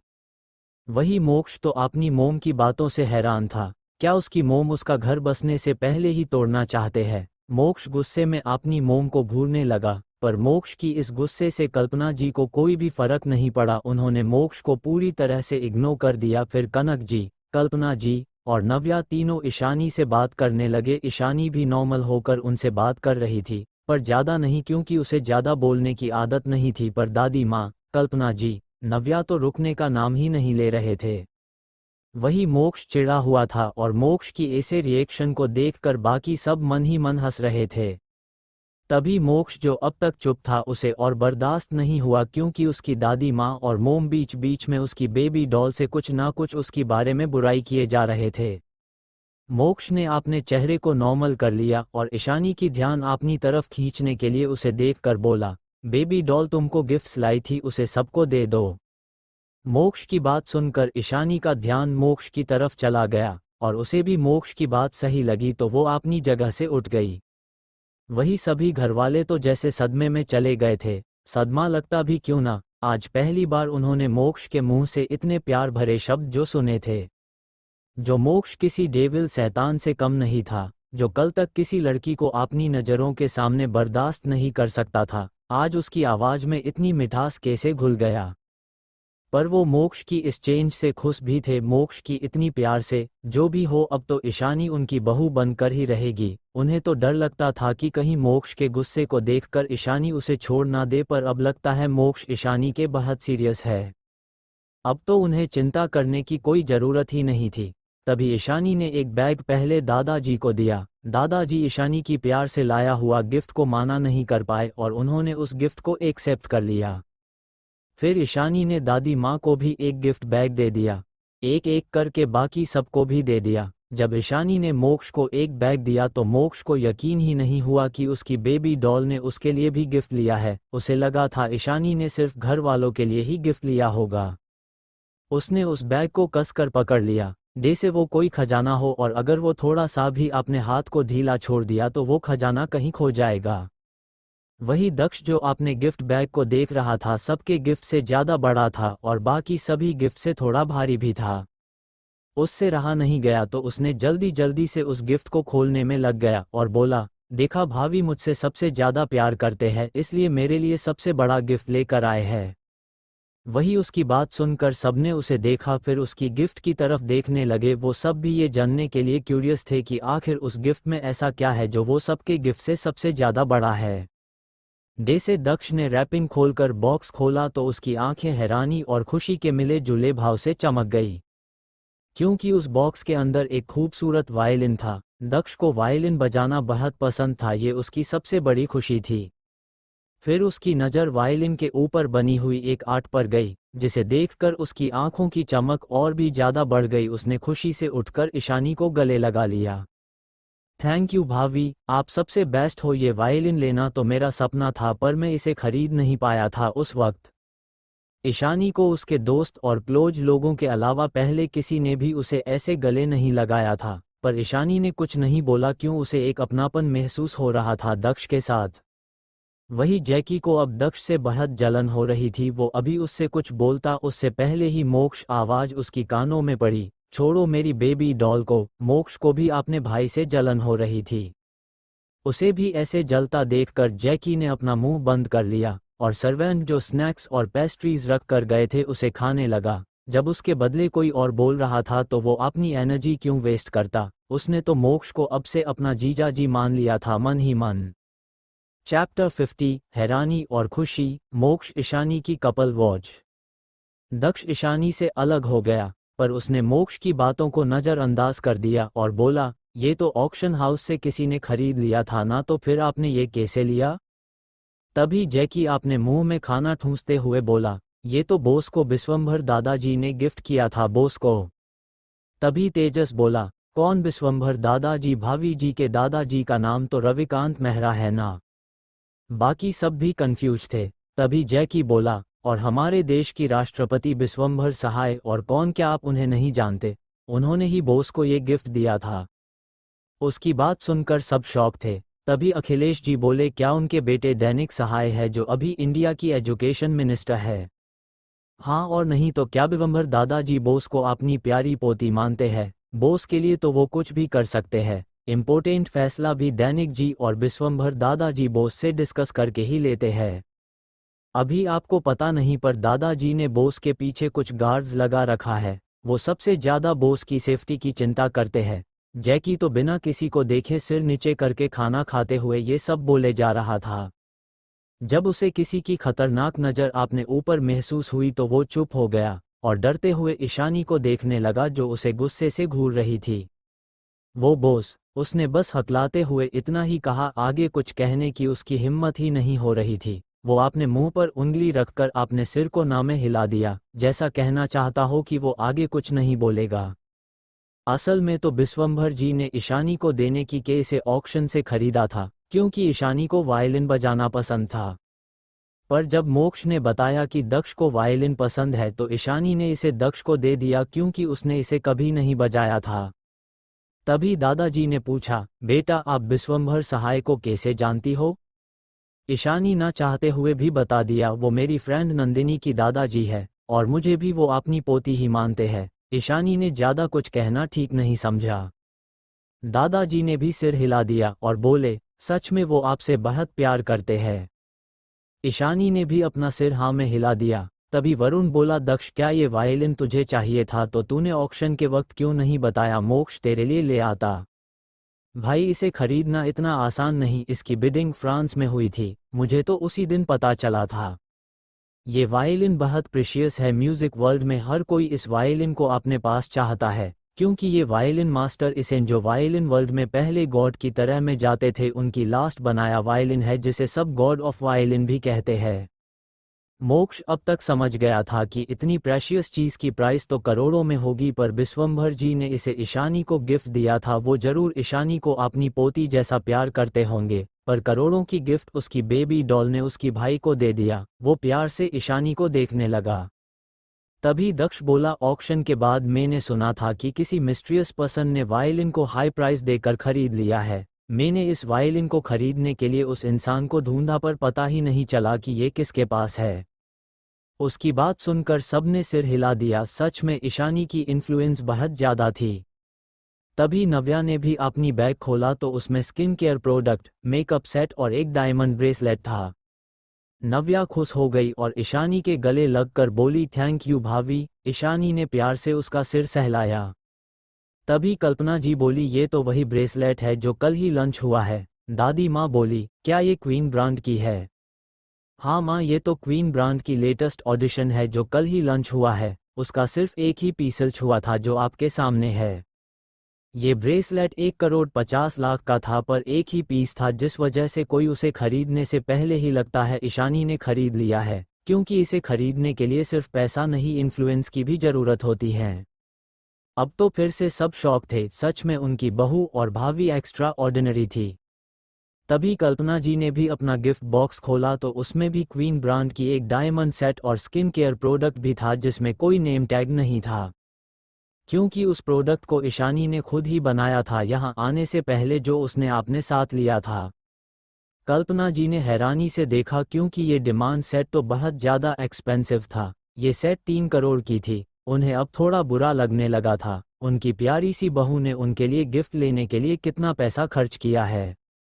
वही जब दादी माँ ने अपना गिफ्ट देखा तो उसमें कुछ दवाई थी और एक पेंटिंग भी थी जो बहुत खूबसूरत थी। इस दवाई को देखकर सब समझ गए कि ये दवाई क्वीन लैब में बनाया गया है। तभी ईशानी बोली, दादी माँ आपको ये मेडिसिन हफ्ते में एक बार लेनी है। फिर वो दवाई के बारे में समझाने लगी। मोक्ष ने बताया था कि दादी माँ की जॉइंट में प्रॉब्लम है और सोने में भी दिक्कत होती है, इसलिए ईशानी ने ये सबसे बेस्ट मेडिसिन उनके लिए लिया था। वही दादी माँ और बाकी की नज़र पेंटिंग पर थी, क्योंकि ये पेंटिंग पेंटर ऐना की थी, जो पेंटिंग की दुनिया में सबसे रेस्पेक्टफुल थी। आज तक ऐना को किसी ने नहीं देखा था, पर उसकी पेंटिंग सबसे महंगी होती थी। ऐसा कोई नहीं था जो पेंटर ऐना की पेंटिंग ना खरीदना चाहता ही। दुनिया की सबसे जानी मानी पेंटर थी वो। ऐसा कहा जाता है कि वो पेंटिंग की दुनिया की गॉडेस है।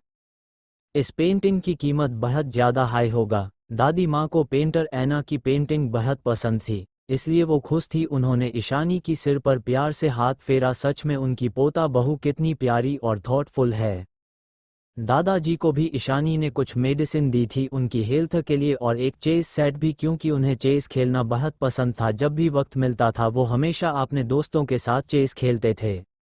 उस चेस सेट को देखकर उनकी आंखों में चमक आ गई। ये वही चेस सेट था जो इंटरनेशनल लेवल पर ऑक्शन में बेचा गया था, और इसे इंटरनेशनल चेस प्लेयर निकोलस ने खरीद लिया था। कोई भी ट्राई करने पर भी उसने किसी को भी इसे बेचा नहीं था। नरेंद्र जी ने भी इसे खरीदने की कोशिश की थी पर तब तो निकोलस ने मना कर दिया था, तो ईशानी ने इस चेस सेट को कैसे ले लिया। बाकी सब भी वही सोच रहे थे क्योंकि इस चेस सेट के बारे में घर में सबको पता था, क्योंकि तब नरेंद्र जी ने इस चेस सेट के बारे में सबको बताया था और बहुत कोशिश करने के बाद भी इसे निकोलस से नहीं ले पाए। सब ने एक दूसरे की तरफ देखा। तभी दादाजी ने पूछा, बेटा ये चेस सेट आप कैसे ले आए, ये तो निकोलस के पास था ना, आपने उस घमंडी से इसे कैसे ले लिए। बाकी सब भी जानना चाहते थे इसलिए ईशानी को देखने लगे। ईशानी कुछ बोलने ही वाली थी कि तभी जैकी, जो ईशानी की डर से चुप हो गया था, वो फटाक से बोला, आप इस चेस सेट के बारे में बात कर रहे हैं। ये तो वो गधा निकोलस बोस से 6 बार चेस में हार गया, इसलिए मैम को इस चेस को उसने दिया था। बहुत अजीब पागल आदमी था, बोस के मना करने के बाद भी उसने इसे मैम को दे दिया। फिर पागलों की तरह बोस को अपनी बनने के लिए कहकर गिड़गिड़ाने लगा, पर बोस ने तो उसे अपना स्टूडेंट बनाने से मना ही कर दिया। ऐसे भी मेरे बोस बहुत बिजी रहती है, उनके पास टाइम कहाँ है जो वो उस चिलगोजे को चेस सिखाते। इतना बोलकर वो चुप हो गया। उसने तो अब तक ईशानी को देखा ही नहीं था। जब उसने अपनी बोस को देखा तो फिर से सिर झुका लिया और मन ही मन बोला, मैंने फिर से गलती कर दी, अब तो बोस मुझे बिल्कुल नहीं छोड़ने वाले। वही ईशानी को तो गुस्सा आ रहा था, उसे अफसोस हो रहा था कि उसने जैकी को अपने साथ क्यों आने दिया। ये तो एक पल भी चुप नहीं रह सकता, जैकी की वजह से अब उसकी सिर दर्द करने लगा था। वही सभी घरवाले तो शौक होकर ईशानी को देख रहे थे। निकोलस चेस की दुनिया में एक जाना माना नाम था, वो सभी चेस प्लेयर से सुपीरियर था। उसे इतनी बार चेस में हराना किसी की बस की बात नहीं है, आज तक किसी ने उसे हरा नहीं पाया था, सिर्फ एक इंसान को छोड़कर, नैन्सी, जो चेस की दुनिया की गॉडेस है। अगर ईशानी ने निकोलस को इतनी बार हराया है तो वो उससे बहुत ज़्यादा सुपीरियर होगी। है भगवान, उनकी बहू तो रिमार्केबल है, इतनी एक्सीलेंट कोई कैसे हो सकता है। वो सब ईशानी को किसी खजाने की तरह देख रहे थे। वही मोक्ष तो ये सोच रहा था कि कहीं उसकी बेबी डॉल की चेस वर्ल्ड में कोई और आइडेंटिटी तो नहीं है। उसकी आंखें इस वक्त ईशानी पर टिकी हुई थी। सच में उसकी बेबी डॉल इस दुनिया सबसे ज़्यादा टैलेंटेड है और इसी इकलौती लड़की है जो उसे हर वक्त हैरान कर सकती है और उसे प्यार करने पर मजबूर कर सकती है। अखिलेश जी को भी ईशानी ने एक पेंटिंग दिया था जो बहुत खूबसूरत और कॉस्टली थी। अखिलेश जी को भी ऐना की पेंटिंग बहुत पसंद थी। तेजस और वरुण को ईशानी ने रिस्ट वॉच गिफ्ट किया था जो गोल्ड और डायमंड फर्म का था, जो बहुत खूबसूरत था और लिमिटेड एडिशन भी। दोनों ने ईशानी को थैंक यू बोला। दोनों को बहुत टच फील हो रहा था क्योंकि दोनों ने ईशानी को अपनी बहन मान लिया था। मोक्ष, जो गिफ्ट पकड़ के बेटा था, वो अकेले में अपनी बेबी डॉल की दी हुई गिफ्ट देखना चाहता था। तभी तेजस बोला, मोक्ष तू भी जरा हमें दिखा कि भाभी ने तुझे क्या गिफ्ट दिया है। दक्ष और कल्पना जी भी गिफ्ट दिखाने को कहने लगे तो मोक्ष चिढ़ गया और मन मार कर गिफ्ट खोलने लगा। जब मोक्ष ने ओपन किया तो उसमें एक छोटा सा बॉक्स था जिसमें एक वॉच थी, पर वो थोड़ा अलग था। मोक्ष ने ईशानी को देखा तो ईशानी ने स्माइल किया। मोक्ष ने देखा ये वॉच बिल्कुल उसी तरह था जैसा ईशानी ने पहन रखा था तो वो खुश हो गया। तभी जैकी मोक्ष के कान के पास आकर बोला, जीजू आप तो बहुत लकी हो, ये वॉच खुद बॉस ने 2 साल पहले बनाया था। इस वॉच का फीचर नॉर्मल वॉच से अलग है। इस वॉच से आप मैम से कहीं से भी बात कर सकते हैं, मैसेज कर सकते, लोकेशन भेज सकते, हैकिंग भी कर सकते हैं। और ये वॉच सिर्फ आप और मैम ही चला सकते हो अपनी फिंगरप्रिंट से। बाकी कोई भी इस वॉच को एक नॉर्मल वॉच ही समझेगा, बिना फिंगरप्रिंट के कोई भी इसे चला नहीं सकता। उसकी बात सुनकर मोक्ष हैरानी से ईशानी को देखने लगा। सच में उसकी बेबी डॉल हर काम में परफेक्ट है, ऐसी वॉच तो शायद कोई नहीं बना सकता। सच में उसकी बेबी डॉल टेक्नोलॉजी से भी खेलती है। फिर उसने अपनी वॉच को देखा, फिर ईशानी की वॉच, दोनों बिल्कुल सेम था, बस ईशानी की वॉच में किंग लिखा हुआ था और उसकी क्वीन। ये बिल्कुल एक कपल वॉच थी। तभी उसे कुछ एहसास हुआ, ये वॉच ईशानी ने 2 साल पहले बनाया था और हमेशा पहनती थी। इसका मतलब 2 साल पहले उसे पता था कि वो ही किंग है, पर उसे उसका असली नाम नहीं पता था कि वो मोक्ष राजवंश है। क्या उसकी बेबी डॉल भी 2 साल से उसे प्यार करती है जिस वजह से उसने ये कपल वॉच बनाई थी। उसके दिल में प्यार और गर्माहट बढ़ गया। उसने ईशानी को देखा जो उसे ही देख रही थी।